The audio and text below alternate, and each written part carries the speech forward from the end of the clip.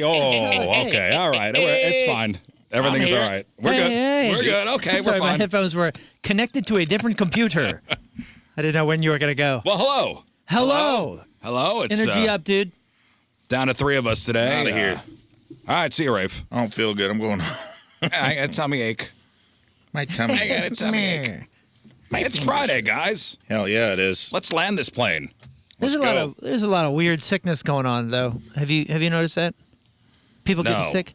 I feel like there was like the whole flu thing, then a couple people were getting COVID, and then there was something else. Now it's like everybody's. Oh, you know what it is? It's got to be allergies. I'm shocked. yeah, It's Now's- everybody's throats and. Now's the time. Yeah, it is allergy. And I mean, I had a giant arm from an allergy shot earlier this week. And I'm actually surprised after last week's shows and all the meet and greets, I was prepared to just be ill this week. Oh, man. Did you And hear it didn't about happen. Knock on wood. Did you look like the guy from Lady in the Water with I the? did. Yes, I did. with the I look like the dude from Hellboy when he's got the big giant arm. And I was like, cool. I don't know what you injected me with. This is tight. Did they figure it out? They're just like, oh, we'll figure it out next week when you come in. What? I go, okay, cool. So Rafe goes every week for allergy shots. Yeah. You're a sufferer. I mean, you suffer Yes, I just from started. pretty much being allergic to everything. Yes. It sucks. And they go and inject you with a little bitty allergen every week. Yeah, they're basically building up your immunity. Right, to they're just build up your shooting you tolerance with for it. Yeah. But it changes. Like the amount that you get changes. So it'll start at like one in 10,000 units, and then it's 1 in 5,000, that's 1 in 1,000, and eventually when they get enough allergen in there, you're gonna have a bad reaction. And that Right, and that's why they make you hang for a half hour. Yeah. So they shoot you up and they go, all right, hang for a half hour. They see if you have an allergic reaction, and then, all right, we'll see you next week. But you went home. Like, you actually Yeah, I you was passed fine. the half hour. Yeah, I made it past a half hour, and then I was jacked up. But it was just your arm, right? It was just your arm. Just where they shot me up, dude, and started to swell and turn red. And I looked like Hellboy, and I was like, this is kind of rad, dude. Maybe they accidentally shot me with the wrong thing. There's some kind of government, there's some kind of government program going on down at Barnes Jewish West, and they're making super soldiers. Right. I went outside. A la Captain America. Yeah, I tried to lift my car. Go ahead, and jump that out the hurt. window, No, see if it you can hurt fly. real bad. I shouldn't have done that. I went outside and did it, and I was like, that hurt. I hurt my back. That's bad. Turns out it was just an allergic reaction. It was not super soldier serum, and I'm upset about it. Remember there was a whole thing a couple years ago where people were rolling smart cars? I do. Just tipping them over, like cow tipping. Yeah, just putting them up on their trunks. Which is hilarious. Oh man. They would just unless you're a smart car owner. They would pick up the smart car. It was a thing that we're doing in San Francisco. Oh man. Which a lot of smart cars out there. Yeah, you got that, so people would stop stealing your bike. And would it take one person? I don't know. Those things are light. They would just, it was cow tipping, except with smart cars. They were just tipping them up. Bummer. But your arm's good, right? So your arm's okay? It's better, yeah. We'll just have to see next week, dude. You have seen that movie? Yeah, Later in the Water? You know what No. I'm talking about? Oh, dude, there's a guy who only works out one arm, so it's super cartoony. His arm is just ginormous, and his other arm is Lady in the scrawny. Water. Is that where the It's an M. Night Shyamalan the joint. woman has sex with the sea creature? Nope. No. That's what is that? Guillermo del Toro. Yeah, that's something else. That freaking won an Oscar. Yeah, that's what I'm talking about. This. Well, it's Bryce Dallas Howard when she was like really young. It was like I don't know this one of her first movies, and it was probably one of the biggest paydays for Paul Giamatti. Remember when he was like the hottest thing, and people were paying him like $20 million a movie? Love Paul Giamatti. That was his like, holy smokes, Paul Giamatti's in a movie. Let's go see it. Yeah. He was billed high. Did it do good? No. Is this a movie I should watch? No, it's Nah. I like it because it's like a bedtime story. He even said that he wrote it because it was like something he made up to tell his kids at night. So it is kind of bedtime story fun, but it's not his best. Well, listen, you want to talk about illness? Yeah. Check out this story. So if you're eating right now, you put the fork down for a second. So doctors in Greece just reported a medical case that sounds like it was ripped straight out of a horror movie, and honestly, it defies what scientists thought was biologically possible. So a 58-year-old woman who works outdoors on a Greek island near a sheep pasture. She started feeling like this intense pain in the center of her face. And a couple weeks later, she developed a nasty cough. And then came the horror movie moment where she sneezed an actual wiggling worms flew out of her nose. Whoa. Like larvae. So she sneezes, and imagine looking in your tissue. Oh. Or you sneeze into your hand and you see wiggling worms. Yo, people are going to have nightmares about this. So, and this is a 100% honest to God true story. So she rushed to an ENT specialist who went digging into her sinuses. And they didn't just find one or two. They surgically removed 10 larvae, 1 pupa, which is a pupa, right? Pupa. Yeah, I don't. Pupa. I like how you say it. That's how I say it. Yeah. That's how we said it. Tournament. That's how we said it in Queens. Somehow it makes the story even worse. Tournament. The pupa. Sorry, the teenager stage of an insect. So larva and pupa. Now apparently it was the sheep fly bot. Botfly. Botfly. Is that a known thing? A botfly? Yeah. I mean, I've never heard of a sheep botfly. Sheep botfly. Usually these flies target sheep and goats, shooting their larvae into animals' nostrils so they could grow into their sinuses. But this case is a big deal in the medical world for 3 reasons. Usually when these flies accidentally hit a human, they go for the eyes, which is gross but true. It's much rarer for them to set up shop in the nose. And scientists used to think these things couldn't survive very long in humans.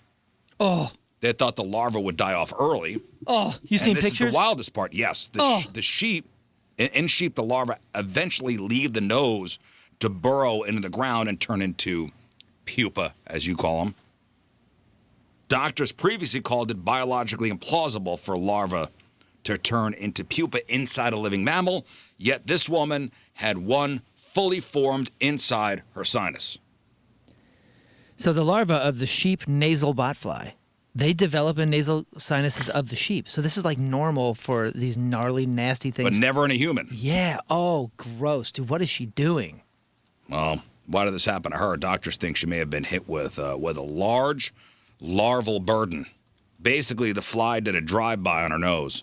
And because she had a severely deviated septum, the critters got trapped. Instead of being sneezed out early, they had enough time and space to mature into teenagers. What are you talking about? How does a fly mega dump eggs into a human's nose? I can understand sheep, but unless she was hugging sheep or doing something in the pen. Listen, I don't know. You never had a fly go up your nose? I don't know. I mean, you probably have, and you probably sneeze it out.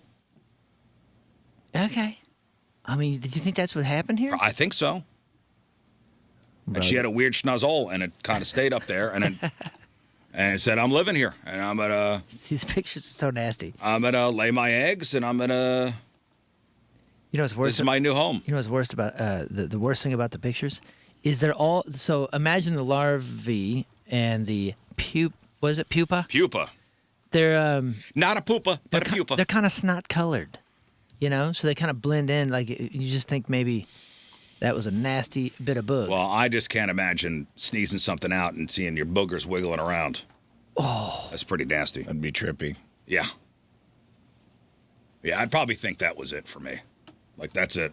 It's over. Dude, I think about that with people who get worms, in your butt too. Like a dog. You talking about pinworms?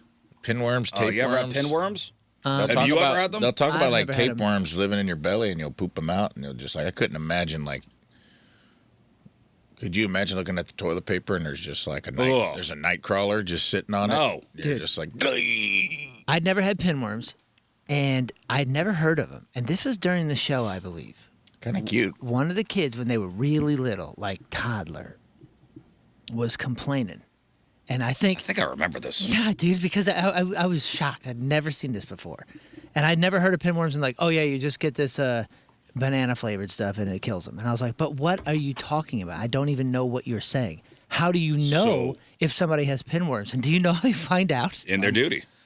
No. They come out at night. So it has to be dark. So you basically tell them to hey, bend over. So they come out of your ass? Yes. You tell them to bend over, and then you flip on the light, and you see if you see them. Oh, my God. So they turn on a flashlight. peekaboo out of your ass? Yeah, and they're oh, and then they run away. And then you take this banana So when the thing and it lights kills go them. on, they go back in, back up. That's what happened, Get dude. outta It here. was shocking. I remember, I think I came in the next morning, I was like, you're never going to believe it. Pinworms are real. Gross. Pinworms are real. Well, I mean, I just never heard of it. I heard of them. But this woman had, worms up her nose, and now they're figuring out, yeah, this could happen. Just stay inside. Do nothing. Honestly, I'm just going to stay inside. I'm not going out anymore. That's it. I'm done with nature. My mom used to worm us when we were kids. Like deworm you? She would deworm us like dogs. I didn't find out till I was older. She's like, yeah, I'd put it, at the beginning of summer, I'd put like dewormer in iced tea. What? Or Kool-Aid and give it to you As if guys. you're a dog? Yeah. She'd just give it to us. See, look, that's what it looks like. That's a pinworm? Yes, that's what you would see. They're little squigglers. Yeah. I mean, they look. Oh. This is exactly. And those come out of your butt at night? Yeah, they like. I forget. Oh my! So if you have an itchy butt, yeah. If is that a picture of somebody's duty too? Oh, I don't know. If your kid has, get that off the screen. Oh, Get it sorry. out of here. I didn't see that. Here's a pinworm on this guy's finger. That's about it. But yeah, if you have like a young kid that's like complaining about like an itchy boo, and you're not seeing anything when you're helping them, it's probably pinworms, and you ain't seen it because it's not dark. And if you let it go dark and then boop, turn on a flashlight and you see these little dudes, that kid has pinworms. But it's an easy fix. There's like some like literal pinworm medicine that you can just get OTC, and it kills it. Well, I like that Rafe was dewormed down at Southern Illinois. Was she giving Maybe you that was this? a thing. Yeah, probably. I mean, she was giving you whatever you can buy it at the store, I guess. Yeah, it's gotta be like this same safe stuff. for humans. Reese's pinworm medication. They would just go to the local feed store. It must have been like that's ivermectin. Pretty much. I mean, it wasn't ivermectin, but that was pretty much what she was doing. There was a feed store in Elkville. I get where my kids' farmers medicine would go at the get feed the store. medicine for their cattle. And then, they had like a little human department, I guess. Or dude, honestly, they might have been giving us. Are you half horse? They Are you a minotaur? Dude, they might have been giving us the same thing the dog was getting. Who the hell knows? Like, well, we got to do the dog, and we might as well do them all. Was it a brown chew treat? Good boy. Bacon Pat you on the head. It's bacon. Hey, listen, we're doing some news you could use today. Honestly, I got a whole bunch of leftover stories that I wish Learn was here for this. And I'm going to ask you guys a question. Listen, everyone passes gas. Mm-hmm. But not every, we'll call it a swoosh of flatulence, is noxious, putrid, stinky. Right. And that can unsettle everyone within the target range. Family, friends, coworkers, the entire cabin of an airplane. You don't know what's coming out. You know what I mean? Science finally settled the debate of whose farts smell worse, women or men. Oh, this is fascinating. Do you believe that they smell different? Yeah, probably. I know the answer. So I mean, I'm going to say yes because there's a difference between if you go in the bathroom after your dad or your mom growing up, there was a palpable, it was never a question. Never once did I have to that's true. be like, who did this? You could always tell. Oh, dude. well, everybody had their brand. Oh, I was just going to say, we have so many people in the house. I can identify anybody within a second. Oh, my God. Everybody has their own brand. Yeah, I don't know about farts, but I do know about poops. And the dad poop had its own. Oh, yeah, that'll peel the wallpaper off. It had its own. Yeah. And we had one bathroom. I've talked about this before. Like, if dad had to go, it was just happening. You'd be in the shower, dude. You'd see the shower curtain move, and it was your dad's knees pushing the shower curtain in. And I'm like, oh, brother, let me get out. He's like, just stay in there, don't look. He would go while you were in the shower? We had one bathroom. It was tiny, and the toilet faced the tub. That's awesome. And had a little sink. We lived in a tiny little house. And if he had to go, we had one bathroom, dude, and it was just like no lock on the door. It was still the old door handles that had like the skeleton key lock. You know what I mean? Oh, my God. Yeah, that's awesome. No lock on the bathroom door, so you couldn't lock anybody out. Oh, that's great. If you were in your teens and you were trying to Joe, you were gambling. You were gambling hard. The door could fly open at any moment. Yeah, Did the door open in or out? It opened out. So you couldn't lean Wow. against the door to. Fascinating. It was an Yeah. Audi. Oh. But I just remember, like, if you saw the shower curtain, you'd see, like, the imprints of 2 knees come to because my dad was 6'4", and it was a tiny bathroom. Oh, no, I know. I'm like, you're almost pooping in the shower with me at this point, and this is disgusting. Well, throw steam, and they say that no windows. They say this is an add-on on the back of an old house. No windows. The poop particles will actually stick to. I believe it. To the steam. To the shower. To the water Wonderful. vapor. Only to the showerer. To wet skin. And basically it's like, we're turning this up to 11. Yeah. We're turning this stench up to 11 today. He hotboxed you in the shower. Yeah, you ever fart in the shower and it got me good, dude. Different. He got me good. It's just maximum. It's just you plugged it into an amplifier. That's right. All. This goes to 11. So you can't identify the brand of your family? I can for sure. I always get blamed. It's always like the dad catches the blame first. And I'll be like, what are you talking about? That's obviously your brother. That's obviously his. How can you not tell? You can't tell yours, though? Well, I usually go to my own bathroom. I'm not talking about dukes. I'm just talking about farts. Dukes and deuces? I'm not talking about deuces. Deuces? Yeah. I'm toots? I'm just talking dutes. I'm sure I can. I'm sure if you had like if I put my nose into a box and it had everybody's brands, I could probably pick them all out. I'll tell you what, one of the kids, it doesn't matter what he eats. It doesn't matter what he does. It smells like a South City dumpster. It's a dumpster. Do you know the dumpster smell that I'm talking about? I know exactly what it's you're talking about. It's a very particular, only the alleys, the dumpsters in the alleys. Yeah, I know what you're talking about. It's straight out of there.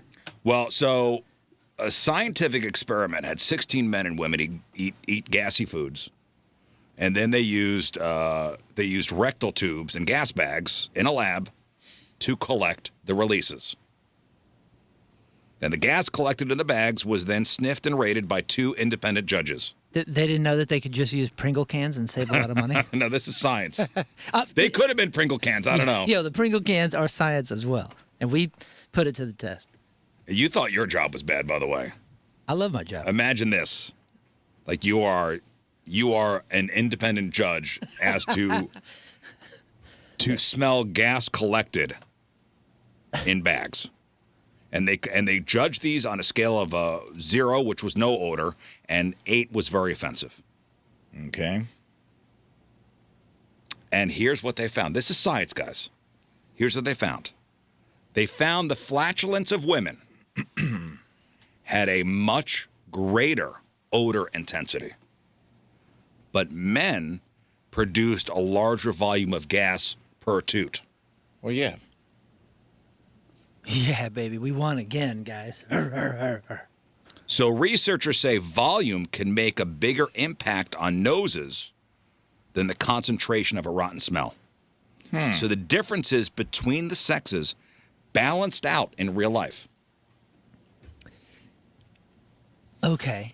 So in other words, it's a tie. So women's farts smell worse. But there is a difference. But they smell worse, but we have a larger volume of it. And the way it hits our nose kind of balances out. What would you prefer? Volume can make a bigger impact on noses than a concentration of a rotten smell. So they're more efficient and we're more obnoxious. And is that what that's telling you? And we're a beautiful yin and yang, a match. They're like the poison dart frog. Like the concentration is higher. We're more like a skunk. Or a rhino. We're just putting out more volume. Right. We got higher PSI. Ours are less intense odor-wise. Pew per square inch. Pew per square inch. Less intense odor-wise, but more volume of it, which will then hit your nose. Yeah. Which means ours are stinkier. We're splitting hairs. Technically, theirs are stinkier, but less of it. Yeah. Because they hold theirs in. That's true. They hold theirs in, and it just circles the turd. You know what I mean? Yeah. Like it's just charging up. Mm-hmm. That's how I assume farts work. Is it just it's air moving around a torpedo that you're holding in, and it's like for them it's just like it's charging up, dude. It's like One Punch Man, where it's like for us we're constantly sneaking it out. So it's getting one pass. We're putting out maybe a 20% charged up gas cloud, but it's so much of it. that even that 20%, it gives the nasal illusion of something that is strong. Man, strong odors to me, and I will tell you that since I had COVID for the first time, my nose, my sense has dulled a little bit. Good for you. I used to have a really intense sense of smell. Dude, my dad had that. That was his superpower, and I swear, dude, I would not have wanted to live like that. He was constantly being assaulted. Yeah, me too. You know, he was always like, oh, you know, and I like I famously said, he always used to be like, you smell like a French whorehouse. He would say that constantly. And that was just with like a strong deodorant or something. He'd be like, oh God, what are you Well, that's wearing? why my wife doesn't wear cologne or perfume. Or even when my mother used to cook mushrooms in the house, I would have to leave. Because it was assaulting to you? I would have to leave the house. Well, then, God bless COVID for you. For you. If that was one good thing to come out of it. And listen, we've all been there. You walk past a dumpster on a hot day or drive by, a water treatment plant, and your first instinct is to hold your breath until your face turns purple. And we usually just think of these moments as, a gross inconvenience, but it turns out odor pollution can actually do a real number on your health. Headaches to even mental well-being. So our sense of smell didn't just evolve so we could, enjoy, expensive candles. It's actually part of your behavioral immune system. Think of it as an early warning radar. So your brain processes a bad smell in about 300 milliseconds, which is faster than you could blink. Honest Abe here. When's the last time you guys surprised yourself with your own fart? Where it was so bad that you were like, good. It's been a while. What the hell's wrong? It's been a while, but it's happened. You got mad at yourself. It's happened. And usually every once in a while, it's usually happen. if you Dutch oven yourself. Well, sometimes you let one fly and you're like, oh, it's warmer than usual. Or something. You feel something. You feel a tinge of something, and then it hits you in the nose, and you're like, ooh. Well, when it's your own scent and you're still offended, milk's gone bad. I have gone on a spiritual fasting of the Costco dried mango, which is my favorite thing ever. But it turns me into a gas bag, an absolute murderer of a murderer's row of farters of olfactory glands. I mean, it is just, dude, it's devastating. I took it on a tour once, and I was killing my band on stage. We're like, you got to stop. Yeah, no, I was like, listen, guys, that won't ever happen again. I think I've given up mango. Well, so when things smell off, like rotting meat or sewage, it's actually packed with bacteria, and your brain triggers a physical get the hell away from this response to keep you from getting sick. I mean, that's why things smell bad to you. Have you ever done that? You just said a smell behavior, like it changes your behavior. There's one smell. Do you have any smells that like instantly make you not anxious but like angry? I'll admit, like it makes me angry. A lot of things make you angry. Make me angry. Well, for me, it's boiled shrimp. For some reason, boiled shrimp. Like my family would do it for Christmas, and I couldn't come over, dude. I feel like it was like peeling the paint. Like it instantly changed my body and my behavior. It's so offensive. Well, so we're incredibly good at smelling danger. So maybe that's your body. Like, this is dangerous. I don't know. For example, we could detect hydrogen sulfide. That rotten egg smell. We could detect that in tiny amounts because at high doses, it's lethal. So if you live near a constant source of a bad smell, it's not just annoying, it could be physically draining. Now, research has linked chronic bad odors to nausea, vomiting, headaches. Nasty smells can trigger the vagus nerve, which connects your brain to your gut, literally making you feel like you're going to be throwing up all the time. People in stinky areas often report disturbed sleep, even difficulty breathing. Did I become immune to the Earth City smell, or did that get a little bit less bad? Like next to a dump? Yeah. I mean, remember that? Well, if you're at the amphitheater, if the wind whips a certain way, you're like, oh, there you go. Well, it used to be anytime you were on Earth City Expressway or 70, that one strip right there, it was just like, oh, here's the dump smell. But I don't think I've noticed it on 70 recently. Well, we can get used to it. So there is it's called smell blindness. You smell blind, Dewey. You could become nose blind. I believe that. To a local landfill. Oh, wow. Really anything. It's called habituation. Yeah. It was like a famous quote from Dick Gregory, right? He's like, his was a lot more. His was very metaphorical. He said, once I accept injustice, I become injustice. For example, people who work at the paper mills give off a terrible stench, but the people who work there don't smell it. Right. And he's basically just, and that's true. Like, there's people that work in those type of environments, you just become, like, you acclimate to it, I would imagine. Because that's part of why we have those senses, is like to tell us, like, when something's off. So if you live in an environment where it becomes your norm, I'm sure those sensors in your nasal cavities get turned off. Well, it's also like, this may not be danger. So right. You're cool. So you become nose blind to it. And maybe you've been at the amphitheater so many times, you're nose blind to the landfill. I don't know. Every once in a while when we're up there, the wind will shift and I'll go, ooh, there's a landfill. There's a landfill around here. Walk hard was true, even down to science. Yeah, really? Mm-hmm. Your nose blind, dude. Your nose blind. Here's another thing I was reading about this week. Man, this whole sugar daddy, sugar baby business is just fascinating to me. I think it's become much more acceptable. Is it? Oh, than it used to be? Oh, dude, the whole Anna Nicole Smith thing and all that, like, we made such a spectacle anytime you saw a public display of sugar daddy.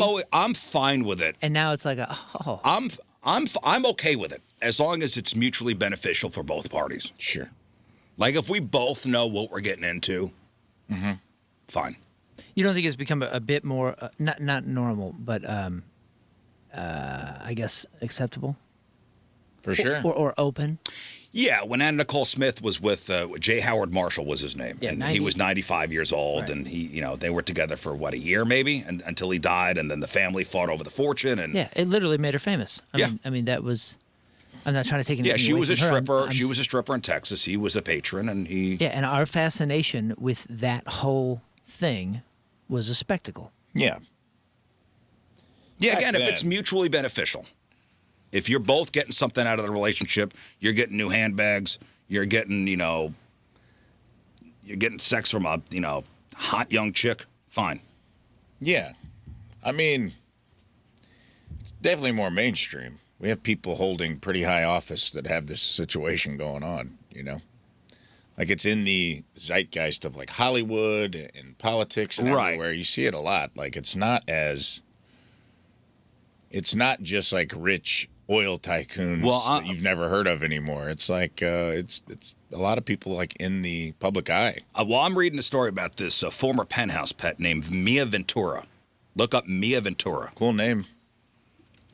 Ventura. Who am I? Mia Ventura. She's 28 years old, former penthouse pet, and this chick is facing 6 felonies for scamming older men. And sources are now saying the trail of victims is actually much bigger than the official police report because some of these dudes are not coming forward because they're embarrassed. She is an interesting looking person. What's she look Her like? real name is Ada Lavi. Or Ada Lavi.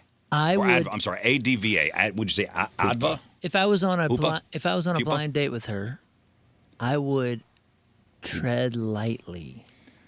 She's 28 years old. I don't know. She looks like trouble. No, because I'm all in. I feel like there's a. That's not my type. There's a Thai vibe. Listen, lady boy. I would. Lady boy. That's what I'm saying. I would tread lightly. I don't see that. You don't? No In this picture, way. this picture confuses my sensibilities. I think she's Israeli. No, yeah, man. Okay, I'm just saying this picture. You got the way lady that boy? She's looking. Step aside, I'll handle this. Good luck. Let me know. You don't see a little bit of that? Well, she had a very specific type when it came to her victims. I didn't say she's not beautiful. So she was meeting these guys on these sugar baby websites. Mm-hmm. And she was specifically targeting guys who were cheating on their wives, who couldn't risk a public scandal. That's smart. People with big titles and people with reputations to protect. And she was targeting these guys because you can't call the cops, when you hired somebody from that kind of site to come to your house. Okay. It's the perfect leverage. If they report you for stealing, they effectively out themselves for cheating or solicitation. So she's putting herself up on these websites looking for these rich dudes who are cheating on their wives, and then she's bilking them. And by the way, it wasn't just wealthy men. She was also accused of some pretty brazen kleptomania-style theft. In one article I read, this hairstylist says that while they were filming a podcast together, she slipped into another room and rummaged through everybody's bags. Dang. After it. So she's just robbing everybody. She's not just getting these old codgers trying to cheat on their wives. Money, money, money. She's looking at 11 years in prison. Dang. Yeah, and you know what? You look at this chick and you go, man, you got to look to you. Yeah, there was a lot of other You don't have to- legitimate ways to make money. You don't have to resort to a life of crime. Well, that doesn't. with your looks. That's irrelevant. What do you mean? You see it a lot. I mean, what are you saying? Ugly people have to commit crimes? That's irrelevant. Whoa. Is that what you're saying, That's Rizz? what you're saying. You're Let me saying write that only down. ugly people are criminals. Rizz. Only ugly No. people. Only Uggos have to she resort is to a a life criminal. of crime. I'm saying she doesn't have to be. No one has to be. Look at the lady. Dude, I saw a picture of the lady that sold Matthew Perry the ketamine. A good-looking chick, too. Gorgeous woman. But she's The a piece ketamine of queen. trash. Ketamine queen. Always sharing the same dream. But I'm fascinated by these websites. These websites. Me where too. these- Every time I go on them, I'm like, where these what am dudes- I doing on here? This is crazy. The sugar baby sites, the primary hunting ground for this chick wasn't a nightclub. It was websites like Seeking Arrangement. Is there a middle ground to that? Is there like a middle class sugar baby that's like, hey, you don't have to be rich, but like, take me to Sizzler. You know, is there like a low grade sugar? Is there a sugar baby with really low expectations? 100%. Yes, I bet you there- there's every level of it. Where's that website? I want to go on that one. It's in Jefferson County. I could say You that. hang outside the Gordmans? I can say that. Is that just the Gordmans parking lot down in High Ridge? My man takes care of me. He bought me Curve perfume. My man Like takes you don't buy care of Fendi me. bags. You just go to like, here's $100 you can spend on whatever you want in the Gordmans. And they're like, Took me and my kids to Red Robin. That's exactly. That's exactly what I'm looking for. Where are the there. women who are like, you They're know there. what? Dude, of They're- course. Lyle and I have an arrangement. I do sexual favors, and he takes me to Red Robin anytime I want. Not just happy hour. Bottomless fries. He has bottomless me, and I have bottomless fries. That's what. Yes. Campfire sauce Are those- as much as I want. Are those gals out there? And if so, would you please email the show? My fascination is these dudes, these wealthy, mostly self-made men, are so smart in business, but yet they get honeypotted. And some of them probably kind of 'Cause know men it are and stupid. don't care. Right? I mean, some of the some sugar daddies are willing participants. Yeah, but when they're robbed, Well, she's robbing them. Well, yeah, this is straight crime. Well, think but about like, I mean, These are captains of industry. I would say the majority of them are but probably they're still willing men. participants. They're still, and they're still older men who have all the same body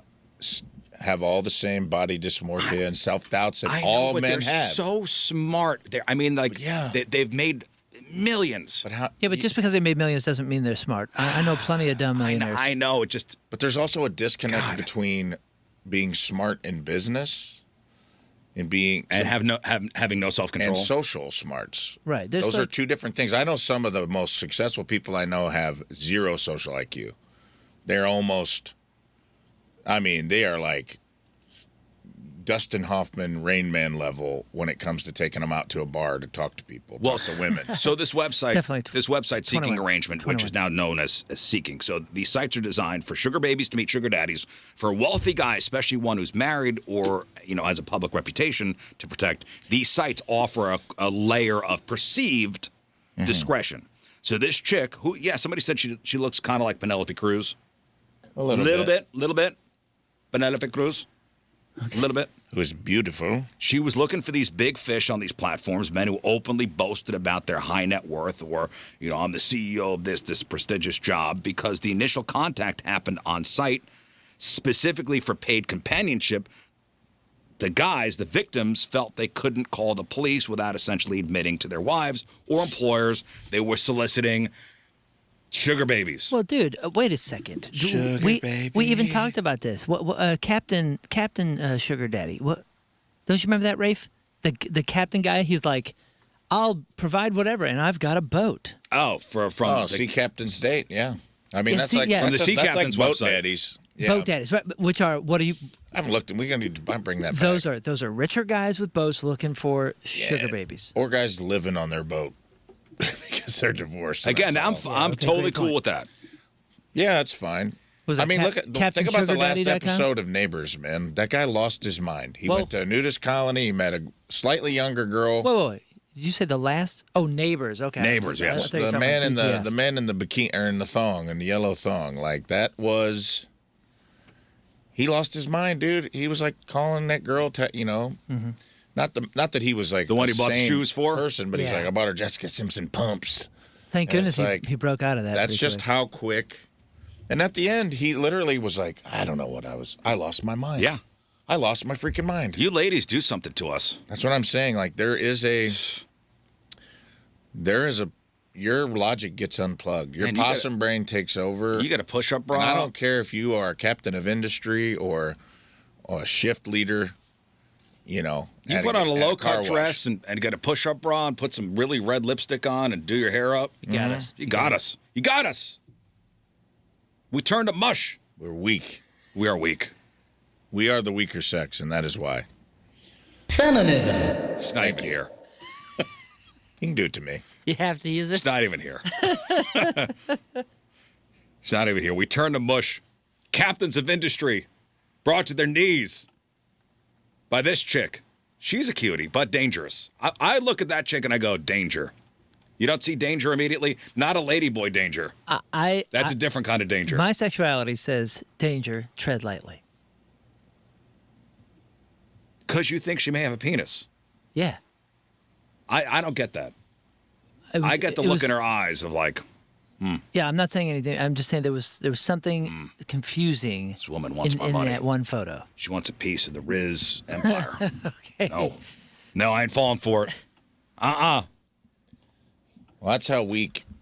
You have to make that connection in your brain. That's how you're turning it off. Me? That's how men. You think- That's how you think men I have think to be she- like, oh, she's hot. You think I'm so She's a tempted? dude. You think I'm I'm so, out of here. I'm And so you hear like tempted. the, it's the like I'm Wiley, imagining it's a like the penis. Roadrunner sound like, ding, ding, ding, ding. And you're just making that connection in your brain. Oh, I'm so because That's attracted. the only way out for you. Yeah. It's so Nope. good. Maybe, but I don't think I'm wrong. I show we put it up on the screen, and I'll see what the chat thinks. Hey, speaking of scams, and Moon, you sent me this earlier this week. Mount Everest has got a thing going on. Anybody, Mount Everest, would that be a dream of yours to No, not climb Mount Everest? Not as is. As is, I think there's so many problems with it. I mean, you've seen all the pictures of the traffic. People dying because they can't even. You're on it longer than you need to be now because there's so many people going up there. If they remember that? What was that documentary? 12 Peaks, where the guy climbed all the highest mountains in the world. Nims die. Yeah, and he was up Mount Everest, and he took a picture behind him. There's a line. There's a line. There's a line to get to the peak. And people just throwing trash and their oxygen bottles, and there's green boots. I think they got green boots off there, but you're passing all the bodies and all that. I am not interested in that. Now, if some sort of thing changes and I can get a ticket and there's a 98% chance I'm going to survive it and I can go up with oxygen and whatever. Well, and you got to bring a Sherpa with you, right? So you have to have a guide. You have to have a guide with you. 100%. You got to take a pro. And when you're climbing Everest, you'd expect to face extreme cold, thin air, exhaustion. You definitely don't expect your own guides to be the ones putting you in danger. And this is what's happening in Nepal. This is crazy. Police have uncovered a sinister insurance scam worth nearly $20 million. Now, here's the wild part. So guides were lacing hikers' food with baking soda. Why baking soda? Because it triggers severe stomach pain. It triggers severe gastrointestinal distress that looks almost exactly like altitude sickness or like if you got food poisoning. Wow. So once the climbers were doubled over in pain, the guides would pressure them into calling for an emergency helicopter. Like, we gotta evacuate this guy out of here. So this wasn't a couple rogue guides. It was a full-blown organized crime ring. And according to the local news over there, 32 people have been charged. So the trekking company owners who orchestrated the trips, helicopter operators who charged sky-high prices for rescue. So that's what they would do. Yeah, it was a rescue scam, and they would get the back end. Yeah. So hey, if I'm Moon's guide up to the peak Everest, I would put baking soda in your food. We'd be hiking. You'd get the severe pain. Oh, call the chopper. And you'd be like, I'm really sick. I'm like, it's altitude sickness. We need to get you out of here. The helicopter would come, and the helicopter pilot would charge an insane amount of money, which Moon would have to pay, and then I get a piece of it. Mm-hmm. Isn't that crazy? Like, talk about a scam that you are screwing with people's lives. And then you had hospital executives also involved. So they'd bring you to the hospital. They would provide fake treatments and forged medical documents. Basically, and they'd all split the massive insurance payouts because the hospital would then charge your insurance. Yep. One company alone is accused of faking 171 rescues to pocket over $10 million in illegitimate cash. It's wild.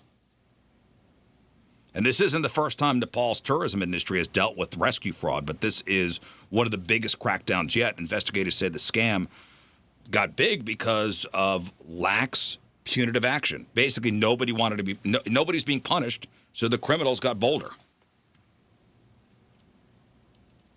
You just got to look out, man. Everybody's out to get your money. Look out. Everybody's out to get your money. Isn't that insane, though? I mean, you probably trained for this for a year or something. And then you think you failed. And it cost you $35,000.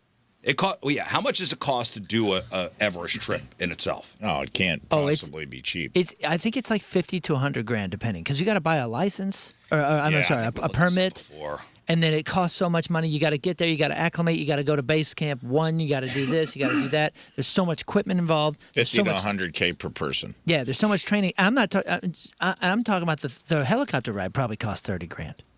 Damn, that's a rich man's game. Oh, yeah. Oh, for sure. Yeah, it's definitely a rich man's game. So you got to train for it. You got to fly there. You got to rent the guide. He poisoned you, and now you got to pay for a helicopter, and you're in the hospital. Man. What was by the way, that Nimsdai guy that we talked about? He's not dead. No, I said Nimsdai. Oh. Guy. His name is Nimsdai. Right? Nimsdai? Oh, I don't know what his last name is. Okay, we'll call him Nims. That Nims guy came out immediately after this and was like... For Nims? And was condemning this whole thing and saying, hey, he's never been a part of rescue that had anything to do with a scam. And in fact, there's like groups that go up there and help and rescue people for free. Dude. But man, what a hit. So if you want to climb Everest, okay, as you mentioned, Rafe, between $35,000 and $150,000. So first off, right off the bat, you have to pay $20,000, around $20,000 for a permit. So $20,000 for a permit. And then to pay for a guide, a Sherpa will cost you between $35,000 to $45,000. Gear between $7,000 and $15,000. Oxygen between $3,000 and $6,000, travel and logistics between $3,000 and $7,000, and then you got to pay for insurance between $3,000 and $6,000. And they'll still leave you. Pay for insurance, and you get altitude sickness. You freak out up there, start taking your clothes off. They leave you. Yeah, the guy you paid $40,000 feeding you baking soda. He'll leave you, and that's part of the deal. So if you bug out, they'll. One dead is better than everyone. That happens all the time on Everest. They say people get like altitude sickness, and they get like they start hallucinating. Well, they get they get hot. Hypothermia makes them hot. Oh yeah, They I've start heard that taking before. off their Hypothermia, clothes, and then they wander off, and they're like in. There's bodies of people. You climb over bodies. Well, I know when you that. go up Yeah, there. And it's like a lot of people like just wander off. They get let them go. Weird. They get altitude sickness. They start to have like disassociation and.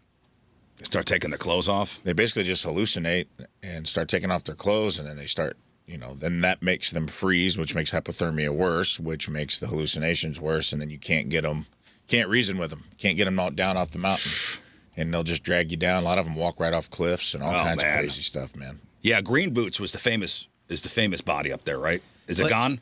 I think Green Boots was finally recovered, but he was there for years. They used him as a marker.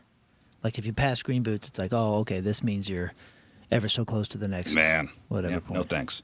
What is the worst toothpaste out there? Tom's. Correct. Tom's of Maine. Tom's of Maine. You know me, This dude. goes along with my money segment here. Because are you a Tom's of Maine guy? No, I'm a sensitive nerd. I have to have stuff with baking soda. Tom's of Maine is the worst. The worst tasting I don't like that one toothpaste. either. The other ones, though, I'm allergic to. I get like sores if there's some acid in all your Colgates and your Crests and all your My other stuff. wife gets whatever. I don't know. Whatever it is, don't get me this. Love some Colgate that burns the... I feel like work is being done. Me too, but I'm burn the enamel right off. I'm trying to get off fluoride, and I bought a whole bunch of like natural toothpaste, and my God, man, they're disgusting. They're all gross. They're all bad. Well, Tom's of Maine is peak gross. Tom's is peak gross. I got a Burt's Bees I haven't tried yet, and I'm hoping it's going to be okay. And then I got the Hello one. It just says Hello. I remember we had Tom's of Maine once, and I go, am I brushing with dog crap? You don't even know what that is. I'm like, hey, what if I woke up in the morning and I brushed my teeth and my breath somehow smelled worse? Yes. And that's what Tom's is like, we got you. Dude, have you guys tried that? Do you like to mask your morning breath with worse morning breath? Well, then get yourself some Tom's. Then Tom's of Maine. Tom's.